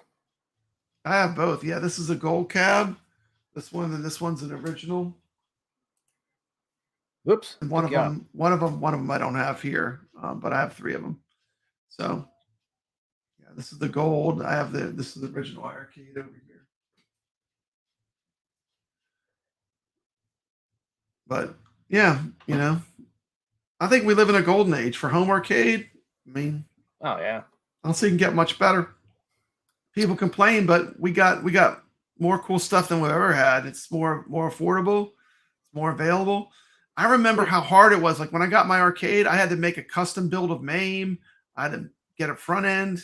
See you later, Dan. Thanks for joining us. See you, man. Thanks for coming, stopping by, Dan Z, hanging out with us. Appreciate it. Awesome having you guys in here. And we got everything on easy mode now, Oh, like you can buy it. You can get one USB stick and play 5,000 games, Yeah, I'm slowly on my Raspberry Pi, my Mr. Do. I'm slowly. I don't know if you could see or not, but I got Rally X on there. Yeah, Rally X is cool. Yep, it's the new Rally X. Doesn't look much different than the old one. Rally X was released the same time as Pac-Man, and when Namco went to the big convention or wherever where they talk about games, which games are going to be popular, they were 100% convinced that Rally X was going to be the banger and the big hit, and Pac-Man was just something that they were kind of have as like a side thing. And boy, were they wrong, huh? Were they wrong with that? Pac-Man became massive, and Rally X became kind of like the game that people don't really know as well. So I played it a couple times in arcades, Rally X. Yeah, I did too. But I mean, Namco 100% thought that was going to be the big game. I love the music on it too.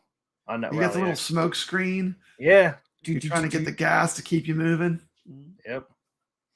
Yeah, it's a neat game. But yeah, I still want. Well, I'm done with Arcade1Up. And it's not because I don't like Arcade1Up. I appreciate Arcade1Up, what they've done. Love what they've done. Love all the cabinets I have back here, even though every one of them has an issue. Yeah. Each one has an issue. Like, kudos, because those are 3 of the best, If you're going to get them, those are the ones to get. The ones that are unique, and they spent more time making them cool. Like Tron, Dragon's Lair, and Star Wars. Like when Michael B announced he was getting rid of his cabs, I was like, he's not getting rid of those. I said, he'll definitely keep Star Wars, Tron, and Dragon's Lair. Sure enough, that's what he said. So yeah, I mean, it is what it is. I mean, they have potential to make good stuff. I still think I think you got to have a Pac-Man in your, at least the one like I have. Yeah, I love Pac-Man. I have the Namco cab, and then I put a Samwa real 4-way joystick in there. Oh, did you? I love it. I love Pac-Man. Pac-Man's great. You got to have a Pac-Man. That's why I always say that was my first one. It almost got me. I was kind of thinking about getting that Miss Pac-Man, the new one with the no riser, but then they discontinued it before it even they showed it, but then they were like, "No, we're not going to do that." I think it's still on there, isn't it? Or did they? No, they took it down. They removed it. It was up there a couple weeks ago. I can't go class of 1981 with an Arcade1Up. I have a personal issue with that because like the Arcade1Up class of 1981 doesn't even have the class of 1981 ROM in it. Doesn't even have the arcade.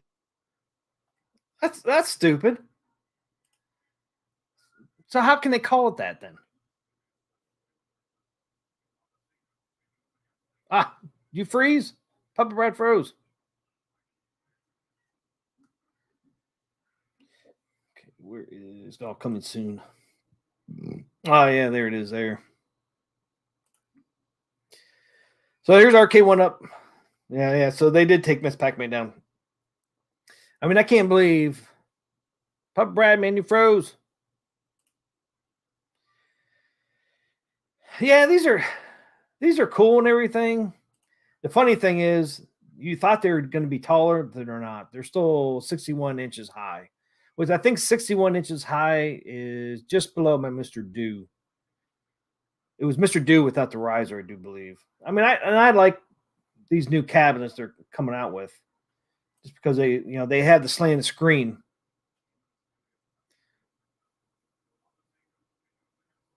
papabrad, you got to get back in here, man. I don't know what happened. Hey, what's up, Common Sense? I forgot to see you, man. TM, have you ever thought of getting into real estate and be a landlord? Be a landlord? What are you talking about, Common Sense? Oh, wow. They actually have caps. They actually have caps on these for the screw holes. Interesting. So this will be the first time they'll have caps on their screw holes. Pac-Man have caps too? Hey, he's back. Hey, I'm back. John D heard me. He said, hey, get him off of there. Get him off of there. Arcade1Up heard me. They kicked me off. No. Yeah. That's what happened to you. So, yeah. Look at this. These cabs, they can, they should have went bigger, though. That's still too small. It's still too small. I mean, it should have been like 4 inches to 6 inches bigger. I think. But it's getting closer. But the thing is, I mean, okay, they don't have a riser, but if you don't want to make the boxes bigger and all that, just do a 2-piece side panels. I would still be fine with 2-piece side panels without the riser, and that way you get it up higher. Yeah, I would too. Like, I don't want to have to put a riser. Like, I would not want to buy this and then have to put a riser on it. That defeats the entire point. Like, once you play an iircade with no riser and you see that it doesn't move at all when you're playing, like, it literally is rock solid and does not move. Once you do that, like, you can't really go back to wanting risers again. I mean, it's just better. Oh, I know. And all they had to do is make a 2-piece side art. That's all you had to do. Or side panel. Just make a 2-piece, because this definitely is a 1-piece side panel. Okay. I think it's still 2-piece. They join it together. But they could have went big. Yeah. I can't see. There's a seam there. You probably the way they have it photoshopped or whatever, but it's not. They try to hide the seam the best they can. There's a seam there. It's just like can't think. It's probably so. It's probably right here then. This is the right there. See where those right above those two the screw hole covers. Can you believe they actually put covers on here finally? I know. Yeah. Well, that should have been done from the get-go. Yeah, that is cool. That is cool. See, the Miss Pac-Man's gone. All they have is class of 1981. I can't do that because, like, every time I play it, I would know that it's not a class of 1981. It's like, how can you not use the right 1981 stuff? It's because you can play Pac-Man. There's a secret you can do, and you can play Pac-Man. If they would have offered the real ROM, you would have Miss Pac-Man, Pac-Man, and Galaga. Oh. And honestly, like, that's what I want, though. I want that combo. Yeah, like that might be a real arcade I would buy. A real class of 1981, because you do get 3 of the best games. You get Miss Pac-Man with all the modes. You can actually go in a real class of 1981. There's certain combinations you can do where you can enable fast mode. You can do fast shoot Galaga. Like, all the versions of those games that are cool work.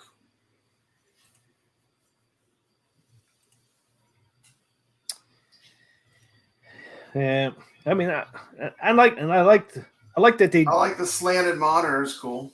Yeah, I mean, I don't know. As long as it doesn't bleed out or look weird. Yeah, it depends on what monitor they have. I love that. I mean, that's one thing I've been saying about the whole time with them is they got to have the slanted screen. When they did it with Tron, I was like, all their games got to be like this. It's because it's like you're looking into it when they do that. And your marquee's not in your way either. I mean, but my real Galaga is like that. My real my multicade. Oh, so they have Galaga and Galaga 88 on here on this Miss Pac-Man. Yeah. And then Dig Dug and Dig Dug 2. So I like that they added Galaga 88. Does Pac-Man have anything different? Or is it the same games? Get out of there.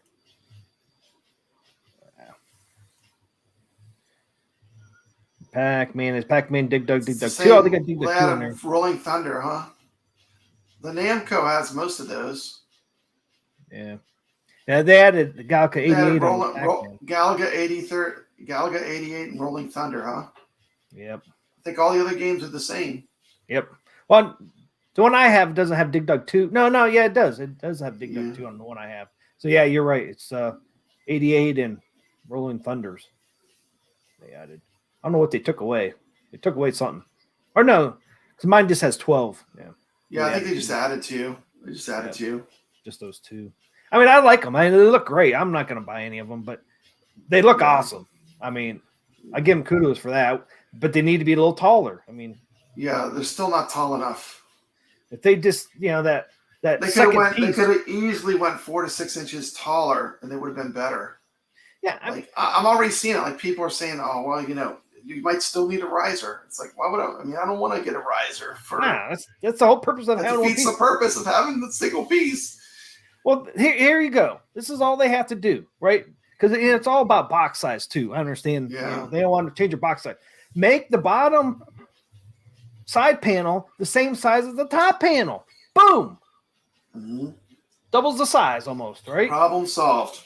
And that's all they got to do. Make the bottom side piece same size as the top side piece. That's all you got to do. What's wrong with that? It ain't going to cost you any much more. The wood they cost ain't going to cost you any more money. What? Maybe probably not even 5 cents, by 3 cents. Just double, and you almost double the size of the cabinet by doing that. Don't have to change the box size. Done. Fix. Let's see. Dan Z, have a good one. Dan Z, I'm back. Had to let my Rottweiler out. Love the arcade talk. I wish they did without the risers too to begin with. Yeah, I understand why they did it at the beginning, but now they had the technology. Yeah, I'm definitely like having both and playing both. I'm 100% anti-riser because I have both and I've played them a lot, and I just think I understand people don't want chain. Like if I had like 30 Arcade1Ups, maybe I'd be like, I don't want it to look different, But like, I mean, from a player standpoint, not having a riser is better. The machine doesn't shift around and move as easily. Oh yeah, of course. Yeah. I mean, so it's really I'm looking at it from a game player standpoint. That's why I don't want risers. Really, the look doesn't bother me as much as as the fact that when you're playing it, sometimes they move around. Yeah, I play aggressively. Like if you see me playing Street Fighter, I'm beating the heck out of the buttons. The machine's like rocking around while I'm trying to do my special moves. It's just like I don't know. It's like it's like it would feel less. It would feel more premium if it was like not having a riser to me. Well, one thing you can do, make it heavier. Put some bricks in there. Yeah, you could. That would make it not move around. That would. Yeah. See, there's a solution. But I'm with you. I don't solution. Yeah, I just don't want to do that. But the problem is you still have the top and bottom are 2 separate pieces. Yeah. And they give you those screws that are like, screw it together. I'm not going to screw the bottom to the top. I don't think anyone does that. Does anyone do that with their Arcade1Ups? I've never seen anyone do that. Like, they're like, just run these screws through it. It's like, I'll never do that to. I mean, to me, it's like that would be terrible. I wouldn't do that. I run the screws through the riser and the thing, and I attach it to my wall. Yeah, you use the safety support for the wall because you'd hate to have it fall on top of you. Nah, I don't. But it's like I'm not going to do either What's one. What's the first Arcade1Up you got? Since we're talking about Arcade1Up, Pac-Man was the first one. Okay. Yeah, I got it for my first Arcade1Up was Atari Star Wars. So like I kind of started like with the that was yours. Okay. My very first one I bought was the Atari Star Wars. 2019. When it came out. Yeah. Dude, actually, I had to wait a while because it was hard to get. Like when I finally could get one, I got it. But it was the first one I bought. Yeah, I remember watching because they introduced it in that thing in January. What's it called? Hobby Hands Pac-Man was your first Arcade1Up, then Galaga. See, Goofyfoot says the GRS gate switch kit comes with a dual button you can use for player 1 and player 2, so you can use the gate switch button. Dude, if I can make it work, anyone can make it work. So it's not that hard of a mod. Don't be afraid of it. And if you have a CMY joystick, you just snap it on. I mean, it couldn't be easier for what you got. Common Sense says, is there any money in arcade businesses? I think there is in making them. Making the cabs. Because you know what? Competition, man, always brings out the best in companies. It does. That's why they want to get rid of competition. But Hobby Hand said I wanted a Galaga and a Pac-Man, and I had it, and now I have it. So Dan Z says, is Arcade1Up even a big company? I feel they're could close doors overnight. Wish someone would buy them out. Dan Z has a Golden Tee, Star Wars, Dragon's Lair. Jeff's blowing up my phone, my text. Cut it out. Nice. I wanted a Galaga and Pac-Man. Wait a minute. Stop it. I can't see it. I gotta move this. He has NBA Jam, Dragon's Lair, Star Wars, Golden Tee. Okay, there you go. There you go. My arcades are Golden Tee. I was getting text messages. There's a bunch of fake Papa Brads going around. Have you heard about this? There's a whole bunch of fake Papa Brads, and they're like saying all kind of. They're going in all these. Someone while we're on this stream was on a different arcade stream, talking stuff, using Papa Brad, and I'm literally here right now. Yeah, you sure you're not on another stream too? Look, man, I can't multitask. Please give me a break. That's crazy, man. I don't get it. It is crazy. People want to hate. People want to hate. And that's But I knew when I got into YouTube, you gotta have thick skin. This is the game, dude. When I first started, I'm here for the love of the game and the gamers. That's what I'm here for. I love arcades. I love this stuff. I like 99% of this community.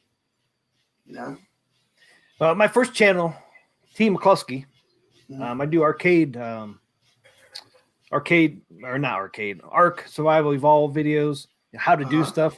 You used to see how much hate I used to get on that channel. It's like, oh my gosh, you pronounced that wrong, you freaking moron. It's just like some of the names of these dinosaurs are ridiculous. It's just like, I used to call the wyvern the waverin. Oh, it's a wyvern, not a waverin. I was like, who gives a fuck about name? Pronouncing. It used to piss me off. Good, Brooklyn, get them. There's a lot of fake Papa Brads. I got 3 more fake Papa Brad alerts today. So I mean, some people are just ridiculous. I just don't get why. I'm gonna tell you right now. You've known me for a while. You've known me. You've seen me commenting on your videos. If Papa Brad's leaving a comment on a YouTuber's video, it's to tell them I like their video. I don't go in there and cause drama. That's not my game. I don't do that. But I am going to support the community. If there's a YouTuber I like you, and you make a good video, I don't feel like I want to just go in there and say great video, But now they got to try to make me have enemies with people. They're going in other people's YouTubes and they're leaving negative comments or crazy iircade comments like iircade's getting Street Fighter. It's like I would never. Papa Brad didn't type that one. iircade's getting Mortal Kombat. I mean, Papa Brad didn't type that one. I mean, I do know what I'm talking about for the most part. But yes, you do. Sorry to get on a rant, but I found out while we were My phone was blowing up because someone was texting me that there was someone being a fake Papa Brad. Oh, I thought you were just I thought you were leaving comments. No. But just kidding. Yeah, I don't need to because I'm on the stream. I can just talk if I want to. But anyway, I think we had fun. It was a good show. Yeah, you ready to be off? No, I mean we can stay for a little more. Yeah, just let me know when you got to go or whatever. But yeah, I've been having a blast. Yeah, that's great. It's great. We can do it again. You know, anytime you want to come on, man. Awesome. I love talking to you. We should set up some polls to see what kind of stuff people would be interested in us covering on the Arcade Talk show. You know, maybe run some community polls, and then we could have some topics, and it could just be like a hangout. We could talk about some of these things. You know. I think it was fun though. Looking back at the 80s, 80s had some cool toys. You know, there were toys that we had that they'll never see again, like that Transformer, that Megatron. You're never going to see a Megatron. You know, I can't believe you still can get cap guns, man. I'm really surprised. Yeah, you must have to order that stuff on, not in a store though. There must be like an online thing or something. But that's pretty crazy. Yeah, I think they're specialty people that do that stuff now. Yeah. I would love an arcade. 720. Okay, now here's the thing. 720, the skateboarding game, that had unique controls. Yeah, the controls, you would like spin them around. Like those are the kind of games I want because like you can't really play that any other way. You know, skate or die. You know, I would buy a 720. That was an awesome cab. That it looked like a boom box. It had like a boom box. Now that was a unique design. You know. Like a remake of that where it worked well, I would buy that. So if you can pull it up here. But you know, I'm a classic arcade guy. That's the stuff I love, you know. That's why I go to arcades and go to arcade tours and stuff, you know. Dan Z's giving us some topics. 80s talk, old mall stores, and vintage stores. He loves all that. See, Goofyfoot was hanging with us. Yeah, I mean, Zookeeper. That's cool. Oh, this is John's Arcade. Yeah, he's got all the cool games. Yeah, he has a 720. I love this channel. I wish he still made videos. He has a 720. Oh, there it is. Yeah. There's a Robotron. There it is. There it is. Yeah. 720. Let's get the boombox. He's working on it. Looks like.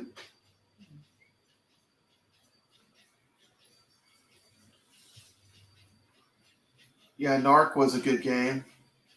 Pretty much all the Midways are good. All the Williams classic arcades and all the Midway arcades I like. All of them. I mean, pretty much didn't really have a bad game. Once again, it had to be good because it's like, you know, it was all about gameplay. You know, your game had to just sell itself. There was no advertising really. It was sitting in an arcade and it had to sell itself. It had to tell a story, had to be unique. Look at that boombox on top of it. How cool is that, huh? I never saw one of those. How cool is that? That is cool. That's and awesome. The controls are completely unique. The joystick, it rotates in a circle. It's not really like a regular joystick. It's like something you turn. But the fact that you turn it when you're doing your 360s and 180s, it's just fun, man. It's just fun. Like that's back when each game they had a lot of unique controls. I never saw one of these. Yeah, if you ever see it, check it out. 720 is a great game. That's pretty neat. It's one of those unique control games. Like Tron has unique controls with the flight stick and the spinner. Yeah, those were completely original controls. Like even if you have a multicade, it's hard to play Tron without having a flight stick and a spinner like that. I love that game. I remember when that one came out, and I remember when Discotron came out. The one arcade I was in called Tilt. I think I was saying the other day about it. They actually had a sit-down version of the Discotron, and then the two doorways on both sides. Environmental. Oh my goodness, that's cool. And they put curtains over the doorways, so it's dark. And you go in there, you set the thing, man. You felt like you were actually in the game. I know it's totally immersive. You know. Yeah. got the black lights going and the black lights, and then they used the artwork in a mirror to create a trick where it looked like they looked more 3D because they used a mirror like they do with Space Invaders, where the artwork kind of fuses into the game. Yeah, it's incredible. And Battlezone was like that too. Battlezone had that done. A lot of games, Space Invaders. It was a way to cheat and make the game like cooler looking than it should be. I mean, like when you play a Space Invaders with the moon backdrop, it still has a certain charm to it. Yeah. When you play a real machine. I remember the first Space Invaders I played. Man, it had foil for the color. Yeah. Remember those? Yeah. They used the gels. They used the gels over to make it in color. That was a Space Invaders color was still black and white. Yeah, just had some gels which would make it look color. Yeah, I remember those. I remember playing that because when I first played the first arcade game I played as Space Invaders. It was in a Kmart service area. They just had a Space Invaders because back in the 80s, late 70s and 80s, arcades would just be sitting all kinds of crazy places, and they had a Space Invaders, and my mom was there. She gave me a quarter. That was the first video game I ever played. I think the first one I ever played was Space Invaders or Asteroids. Yeah, it was Space Invaders for me. I remember exactly. And I didn't play for long, because I didn't know what I was doing, but I was amazed by it. It was it's like magical, It's like, what is this? What is this thing? And then like the real Space Invaders, it has, they have the do with that low thump. They had it's like the speakers in a Space Invaders, they're pretty loud actually, and like that thumping was like dum do, it just was cool. So yeah, I love that freaking noise. Yeah, the first time I ever got in trouble, I was playing Berserk at a Big Wheels. I don't know if anybody knows Big Wheels store, and I thought I made up a new word. Somebody, freaking dudes, killed me. I was like, "You bastards!" I got a whack in the back of my head from my dad. Oh, wow. I was like, what happened? What happened? What did I say? It's like, I thought he made that word up. He's like, no, that's a swear word. I was like, damn, is it? I thought he made it up. Then it's like, where did I hear that word from? Somebody gave me that in the head. Probably one of my friends at school, but I really thought I made the fucking word up. You bastards. Making history. My dad didn't like that one, man. Yeah, I had that motorcycle game too, where you could jump over the cars. It was like Evel Knievel, and there was you had a throttle, and it was just like a motorcycle grip. It was real cool. I had one of those actually. I think I remember that. Didn't you have called Stunt Cycle? Stunt Cycle, Atari Stunt Cycle, and they made a home version of it. I did have that. Why I never got an Atari is still a mystery to me, but I did have I had the Stunt Cycle. We never got a Palm, but people I knew had Palm. Oh, look at this. I don't know what's wrong with my computer today, but there it is. There it is. The arcade. See, they like that. They could put that on, Paperboy. Yeah. Stunt Cycle Paperboy. Yeah, you could do Stunt Cycle and Paperboy would go to get the good. Yeah, I mean it's almost the same steering wheel, right? Or whatever yoke. I know it's the licensing and stuff, but you got Hang On. There were a lot of good games that used a motorcycle setup that aren't that they can. Well, I mean they have because they already have Paperboy on some of their cabs. Arcade1Up does. I mean, but it doesn't play good because it doesn't have the play good. Yeah, what's the point? Don't have this. It doesn't bring back the nostalgia. It's like playing Defender with the wrong controls. It's just not the same thing. No. Defender was so hard. Like the controls that were made for it were made where you could, if you practiced and you played it, you could get good at it. But without those real super precise controls, you're not really playing Defender. Yeah, I was actually decent with Defender. Yeah, Defender's awesome. I love Defender. That's one of my favorite classic arcades. It's hard though, man. At first, man, you try to, it gets easier the more you play it, though. It gets easier once you get used to the controls. Yeah. I mean, you have to shoot ships. You got to, try to get the people that falling through the air. Man. It's intense game. But it's a fun game, though. Yeah, but Paperboy didn't have a throttle.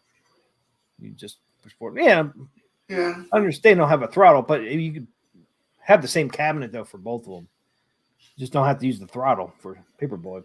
Cause I like Paperboy. I thought it was a fun game to play, especially with that steering wheel. You know, and I think this here, I mean, who makes Paperboy? Is that Midway or was that Atari? Atari. So see, there's 2 games you can put on there. This is Atari, right? That's Atari. Yeah, Stun Cycle was. So I mean, there's 2 games you could put on there: Paperboy and this one. There's probably another game you could probably put on there as well. I wouldn't be surprised. I mean, hell, they're putting Paperboy on one with just a regular joystick. It doesn't even make sense. I mean, it's almost unplayable. I put it on my Mr. Do. Unplayable. Yeah, it's not. Because I put it on my Mr. Do machine there, and you really can't play it. I mean, you can, but you can't. It just doesn't bring back any nostalgia when you're playing it with a joystick. I mean, it's not really the right thing. Yeah, and it makes it harder too. Yeah. I mean, it makes it harder than it really is. Hubby Hands, you're making too much sense. Yeah, everybody makes too much sense, but Arcade1Up. So where do you think, people in the chat and Papa Brad, where do you think Arcade1's going to go up from here? I mean, I know Fast and Furious and all that, and these games that we already see, 81 and Pac-Man. Where do you really think they're going to go from there? I really don't know. I don't know either. That's a scary part. I mean, like, I know what I would do if I was them, but that would just be my call, you know. I mean, I think they're missing a gold mine with 80s games because they're easy to emulate, they're easy to make, easy to get right, you know. I mean, and people like them, you know. People still like stuff from the 80s. So I think they're making a huge mistake sleeping on 80s titles, but I do too. And it seems like they just seem to be clueless. Like when they did the TikTok thing, like who even watches TikTok? I mean, that was a massive failure. Well, I didn't know they did TikTok. See, they went on TikTok. They did a show on TikTok, and I'm not on there. Then they were supposed to have done a contest, and the contest was fixed. I mean, like they had a wheel, and there was question marks over every name. So like you couldn't even see if you were going to win or not. And then someone that knew the host won. Oh, of course. You tell me how that looks. Looks pretty bad. I didn't even know they did TikTok. Looks pretty bad. I just don't understand where they're going with that. I just wish why can't there be another company out there who wants to get into it? Because you know a lot of this stuff is not that expensive to make. Yeah. I know you have to get the license. That's the big thing, but you know who could make a good arcade? New Wave. Evercade. New Wave makes good arcades. They make those little mini arcades. Those are super cool. They can go Replicades. I don't know. You think they could go up to that scale? I mean, the thing about New Wave toys is like everything they're doing is quality. You know, that's why I think people love it too. You know, it's like it's not just about Except getting yours. something that's nostalgic. Well, it's probably a freak thing. You know, they're going to take care of me. But, you know, it's all about nostalgia. And they got that. I mean, they know that we want quality. Even if it's, you know, are they 1/6? What's the scale? They're small, but they're smaller, but they're really good. They really feel like the real thing. Yeah, they're 12 inches tall. We were a foot. Yeah. They're a foot tall. Yeah. But the cool thing with them is they actually get the creators of the game involved. That's what's so cool. They do a great job. They do great, and it comes down to really like that's why I like iircade. They just care. I mean, they do care, and you know, a small company or a newer company, that's one of the things you get. You know, so hopefully they survive. We'll see. I want to know tic tac the breath mint. Yeah, I just don't know.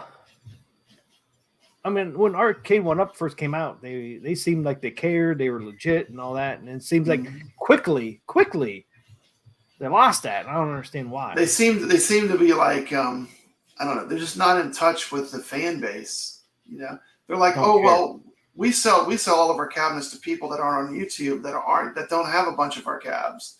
But how can they say that? Like people have 20. I mean, there are people that have like 20 Arcade1Ups. Some people have every Michael one. B had 30, but Michael B, I think, had them all almost. I mean, how can they not say that that's not a huge part of their model? You know what I mean? Well, look at P-Dubs, man. He did that interview with that one kid. Oh man, that, he had an awesome that made it. That made those custom arcades out of the Arcade1Ups. That was cool. Yeah, that was a good video. Yeah, I love awesome. P-Dubs. P-Dubs is one of my favorite channels. He's always had a good channel. That person he did. I mean, they had a shitload of Arcade1Ups, a bunch of Arcade1. I wanted to say they almost had every single cabinet they ever came out with. Yeah. I don't, you know, there's a lot of people that have like 30, 32 cabs of theirs. It's like, damn. Yeah. But I mean, well, like I said, you know, there are machines they make that I like. I just hope they can reach your potential again. That's the one I had right there. That's the exact one. I had that exact thing. See that? That's what I had. This Atari Stunt Cycle. Yep, I had that. Oh, this right here, yeah. And when I went to the Southern Fried Gaming Expo, they had one. I played it again. It was so fun. I never saw that before. What was that one for?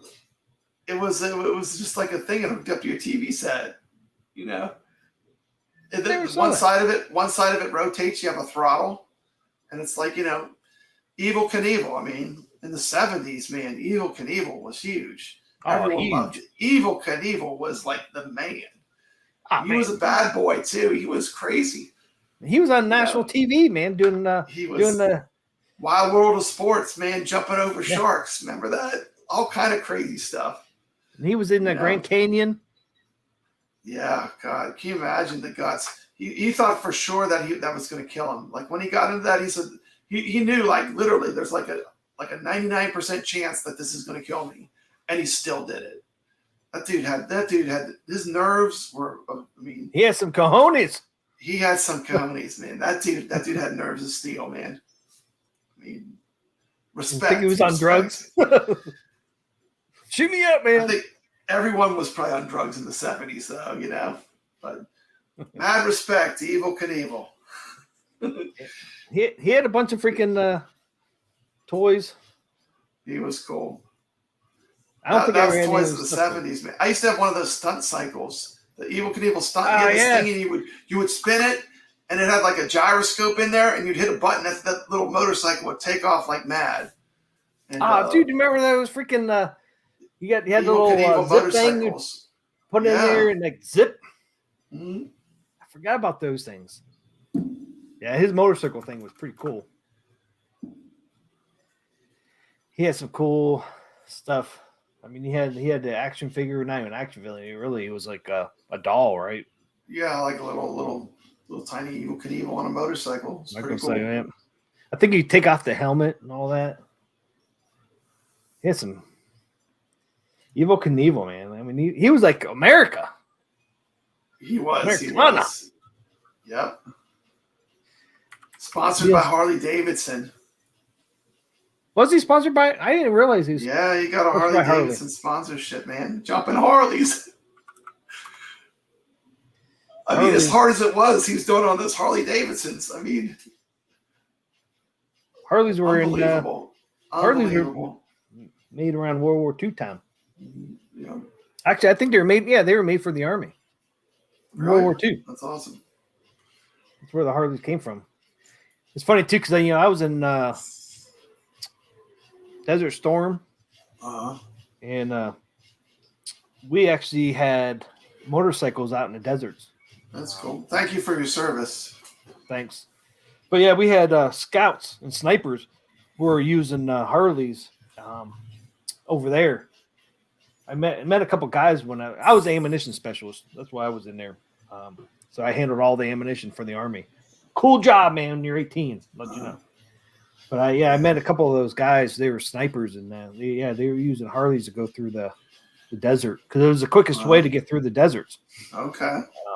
With motorcycles, because the sand over there, it was so like deep. Like when you stepped in the sand, you stepped down several inches. I mean, the first time when I first went over there in combat boots, next day your legs were sore because your feet, every time you stepped, your feet sunk into the sand. Almost like snow, huh? Yeah, exactly like wow, sand. That's crazy. I mean, it was in your next day. You're like, oh my god, my legs are so damn sore from just walking because it was just exactly like snow.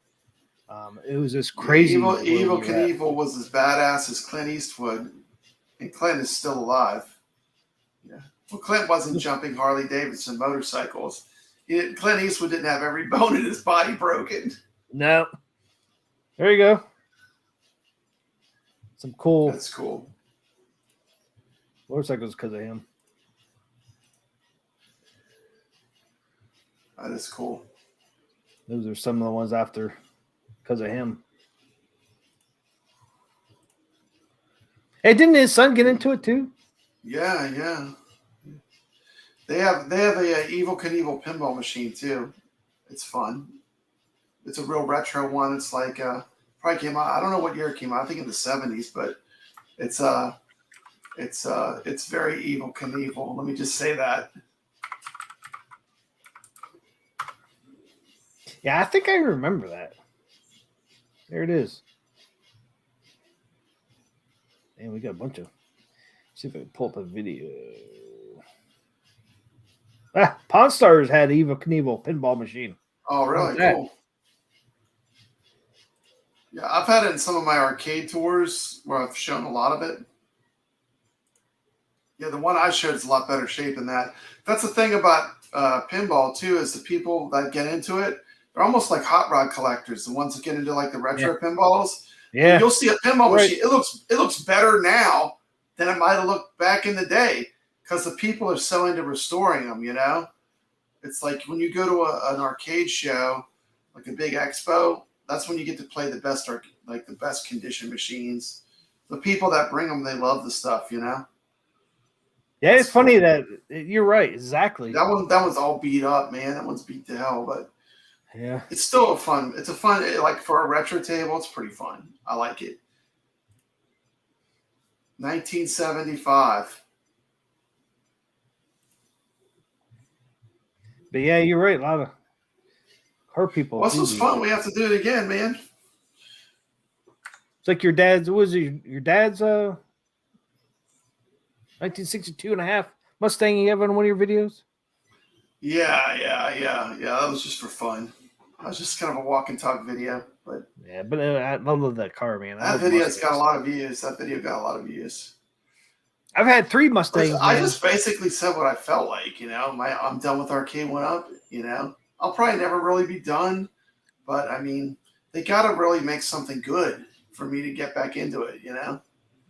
They could do it. They've done it before, so. Yeah, he was a household name. He was a household name. Evil's Stunt Cycle was the #1 toy of the 70s. I never had one, though. Evel Knievel was a badass, as Clinton was. Yep. Clinton is still alive. I think 1975. Yeah, and some things I just never got. I mean, my friends had Evel Knievel. It's just like that Steve Austin you showed with the bionic eye. My one $6 million man action figure. Yeah. Watched all the shows. Yeah, I never had action figures. I had one of those. I did not have the Andre the Giant Bigfoot, though. That is so cool. The Bigfoot is crazy. I never had the Bigfoot. I did have the $6 million man action figure.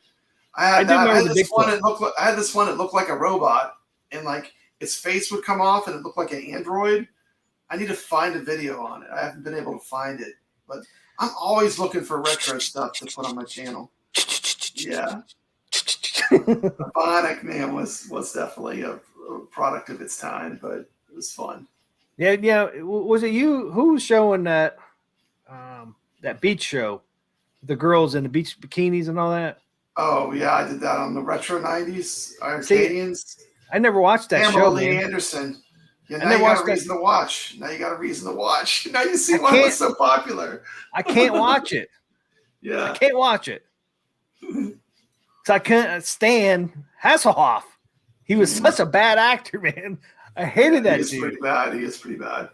I mean, I watched Knight Rider, but man, I just couldn't watch Baywatch. That's what it was, Baywatch. I hated him. At that point. Yeah. Like, dude, you're such a bad actor. I can't watch you anymore. Even though the girls are good looking and all that, but it's like every time you got on there, man, I cringed. It's like I can't watch it. Yeah. Maybe it doesn't hold up. I don't know. David Hasselhoff, whatever. But Pamela Lee Anderson running on a beach, that holds up well. She had that nice. Well. She had that nice video with Tommy Lee. She was something back in those days. She still doesn't look too bad now either. Tommy Lee, man, from Motley Crue. The Crew. Yeah. Originally wanted to use the Motley Crue music, but it got a copyright claim. Yeah. And I didn't want to do all that work and then have it all get claimed. So my first cut was all Motley Crue. And then I ran it and YouTube was like, if you do that, we're gonna slap you down. So the Crew. Dude, I saw him twice in concert, man. Best concert I've ever saw. DNZ says, great show, guys. Keep up the 80s format and game talk. That's what DNZ See, Goofy Foot, never watched Baywatch. Exactly, me either, man. Yeah. But yeah, I mean, have you been to a Crew concert? I have not seen it, but I do like the music. I do like the Crew. I watched their Carnival. Was it Carnival Sin or whatever it was? I can't remember now. Greatest concert I ever saw in my life. Even if you didn't like Motley Crue, you love that show. Yeah, they just put it. It didn't matter what. A good show. It didn't matter if it was 8,000 people or 50,000 people. It was the same exact show. I mean, it was incredible. I actually still have the DVD. I bought the DVD while I was there, and every show didn't matter where they were at. It was exactly the same. It was just a good experience. Dude. I love the Crew. A band. The band I've seen the most out of any band is the Ramones.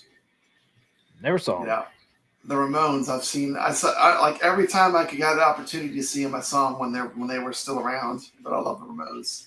But rock and roll. I mean, there's so many great bands. Another show. Another show we could do. Yeah. We could just do it on the 80s or 70s. Yeah, that'd be cool. I mean, what we should do is we should just decide to play some talk about some specific games too. Maybe we do a show we talk about Donkey Kong or Popeye or we both have multicades, right? So we could pick any of these cool games, or even better yet, let the community pick a game. Yeah. You can just play it, talk it. We could do a little history. I'll make a history video on it. Love doing those. Yeah, I like doing those history stuff. Doesn't have to be locked into any particular company either. I want to get away from being locked to any specific one company. I like it all. I'm here for the games. That's same here. Yeah, because there's so many. I don't care if it's Arcade1Up or iircade or at games or whatever. I mean, if it's fun, or New Wave Toys. If it's fun, it's fun. If it's good, it's good. Is what it is. There's so many great games, so many great companies out there. I mean, I know people, crash on Arcade1Up and all these other companies, but it's like, what? Wasn't for them, we had nothing. Right, and we are in the golden age. This is the golden age of home arcade. We have so much cool stuff that's so easy to get, so readily available.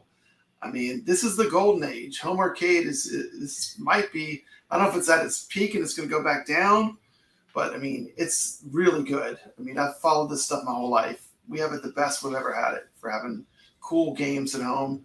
If you like retro games, if you like arcade games, you got a ton of choice, and choice is good. You don't want less choice. You want more choice. Yeah, I say competition makes everyone get better. If there's no competition, there's no reason to improve. So that's my take on it, Like you said earlier, Man, and the thing is, our government right now wants to freaking take competition out of stuff, and it's just you got to have competition because it makes everybody improve. I think Arcade1Up would be a better Arcade1Up would be a better company right now if they were somebody pushing them. Because right now, iircade, Legends, and Arcade1Up, they're all three are totally different, right? I mean, they all have their little niche, but they would all do something the same. It would make them all a little better. I mean, yeah, well. It's because Arcade1Up was first. They gobbled up a lot of the big licenses, Yeah. And that's good for them. I mean, I don't hate them because of it, but I mean, they did. They basically scooped up a lot of the prime licenses. They just scooped up. So, but they don't have Nintendo though. As far as I know, they don't have Nintendo. Nintendo's not giving their stuff to anyone unless they do it themselves. They're so strict. But why won't they do it themselves? It's okay, Nintendo, you don't want to give up your license. Do it yourself. They don't have to. They don't have to. But I mean, they don't have to. I mean, they just it's the way they're at. But I mean, but they want to make more money. They get back in arcade business. One of my good friends, Mikey, he has a Switchcade and he loves it. It's an Arcade1Up where you put a Switch in it. Then he gets all the Switch, a lot of stuff off the Switch. But But they can make more money if they got back into our arcade business. Yeah. It's just another niche they can get themselves in. I mean, they're already making a bunch of money. I mean, they see that. I mean, I really think they need to. I mean, it's like Donkey Kong and Popeye and all that. They're about the same size. Well, they're a little bit taller than Arcade1Ups. Yeah. But all their cabs were the same. So if you started making them again, I mean, people would love it. They were just different colors. It was the same cab. Yeah. I would buy one. If Nintendo came out tomorrow with a Donkey Kong or Popeye, I would buy it. Yeah, I would too. I mean, I would I'd probably even pre-order that mug. That might be. I say never pre-order. The only arcade I ever pre-ordered was Marvel vs. Capcom 2. Then I got it. That's right. You didn't pre-order Star Wars. The title game was jacked up. It had tons of lag in it. It didn't play as good as the Dreamcast.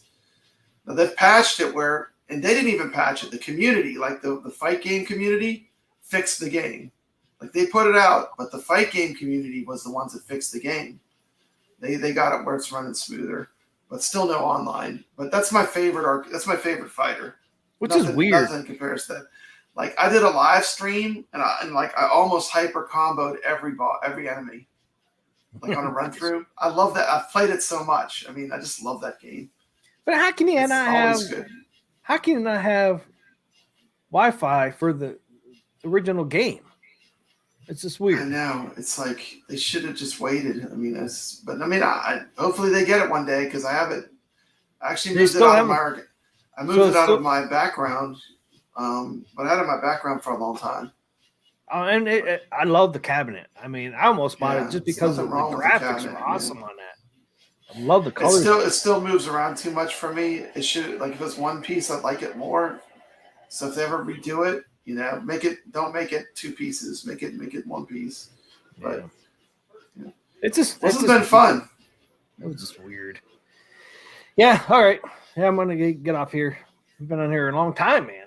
Yeah, I know. 2 hours, 13 minutes, man. This was epic. But I think it was fun. Thanks a lot for having me on. I appreciate it. And we can do it again. I had a good time. Dude, anytime, man. If you want to come on next week, come on any other time, just let me know, man. Let's figure out some good topics. Or better yet, let the community, let your community. I have my own community that they'll comment on all my stuff, but let your community pick out what they would like, maybe a game they want to see. Run some polls and then go by that. Like that's how we did the last show we did, I think it's fun. It's fun when you do that. And it's kind of makes you enjoy it more because people that watch are gonna like it because that's what they voted on. Yeah. So definitely I'd do that. I'll put some polls out there and see if you come on next week. If not, I'll come on. I'll come on again, no problem. Yeah, I mean it's so much fun. It's so much more fun, man. I mean, I do it by myself. It's fun, but it's so much more. You gotta have fun. someone to talk to. Yeah. You got to. I'm used to talking to myself, but it's so much more fun talking to somebody else. It's no fun monologuing. So okay, man. I'm kind of used to that, but I love talking to people, man. I love talking to you, and we'll have to get some guests on here too. I'll try to line up some guests, but I'm only gonna do like one at a time. Yeah, You get too many people. It's just kind of hard. So I can get chaotic. But I'll let you know if I ever get anybody on like Hobby Hands or anybody. I'm cool. I get along with everyone, really, honestly. Oh yeah, I mean, for the most part, there's only one person that doesn't like me. I'm not gonna say the name, but I know who it is now. You know. Dude, I was shocked. I watched those videos last night. I'm like, are you kidding me? This dude is the freaking nicest dude I ever met. I mean, it's like, how can you be that way? It's just weird. I don't know. I was shocked. People want to push you down. Some people just get jealous. I don't get it either. I mean, these are just arcades. Why do all that just for arcade? We're just having fun. Who gives a crap? We're having fun. That's right. It's all for fun. I mean, I just enjoy talking to people. I mean, I don't care who you are. I enjoy talking to people. I don't like being by myself. It's just I enjoy talking to people. Everybody has a different experience. Everybody has a different opinion. That's what makes it fun. That's good. That's what you want. Like, that's what people ask me too. It's like, I don't want people that just going to agree with me all the time. I want people that have different opinions. as long as they're civil, you know, and they're cool, you know.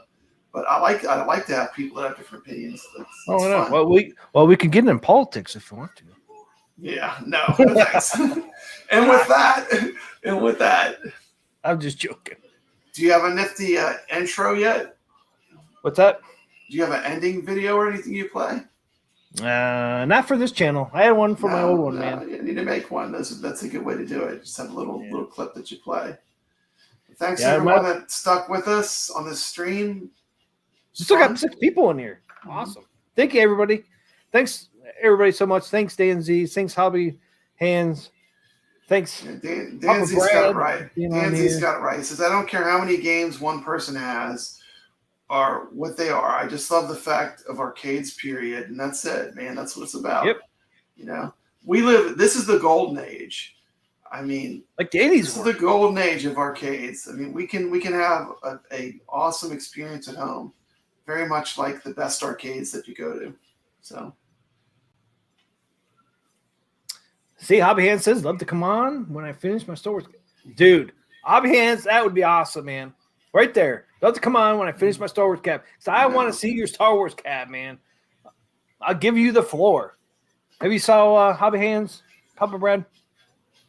He's making a 3/4 scale Star Wars. Looks almost exactly like, it exactly looks like Star Wars. He has an insert and everything. Yeah, dude. I mean, you'll have all the time once you finish that thing, man. I'd love to have it on. That would be so awesome. Yeah. I mean, I love his way. I mean, he does all those lightsaber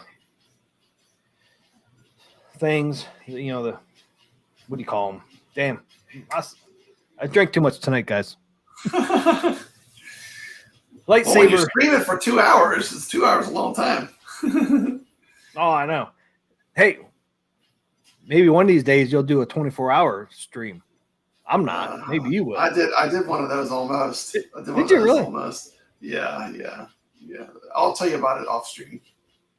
Yeah, I mean, one time I did a 6-hour. Listen to this. My old channel. It's out there. I did 16 hours straight. There's still my live stream's still out there. I did a Friday the 13th gameplay on PlayStation 4. I did it for I think close to 10 hours. I ended up falling asleep during the stream. Oh my goodness. I'm sitting there not snoring. Well, somewhat snoring, but I was on the stream. I woke up and like, oh my gosh, I was freaking sleeping on my stream.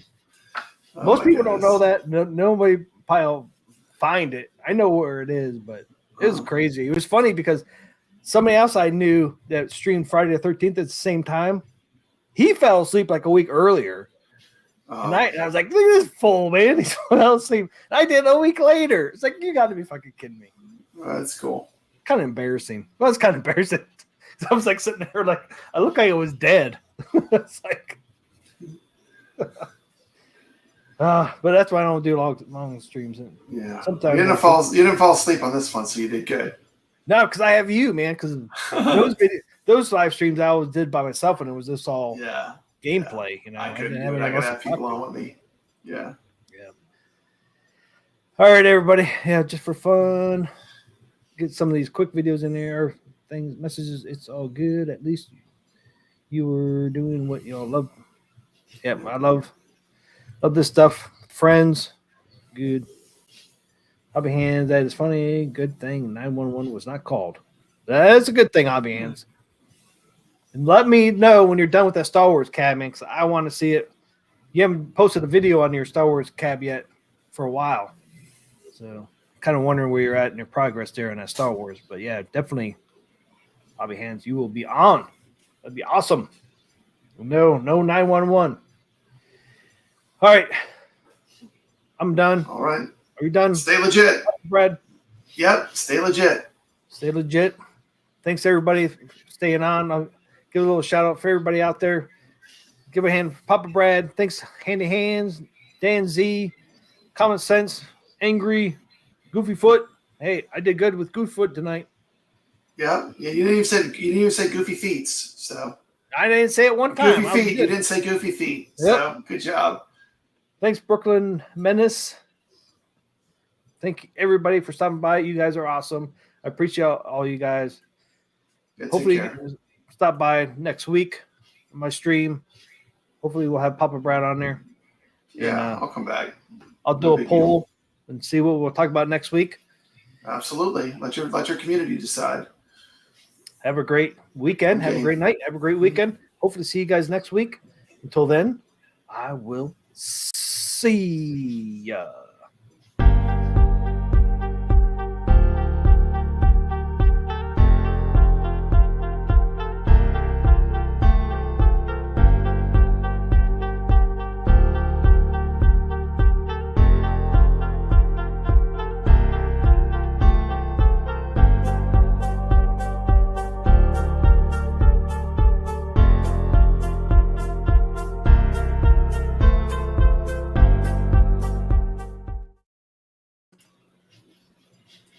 We're still live.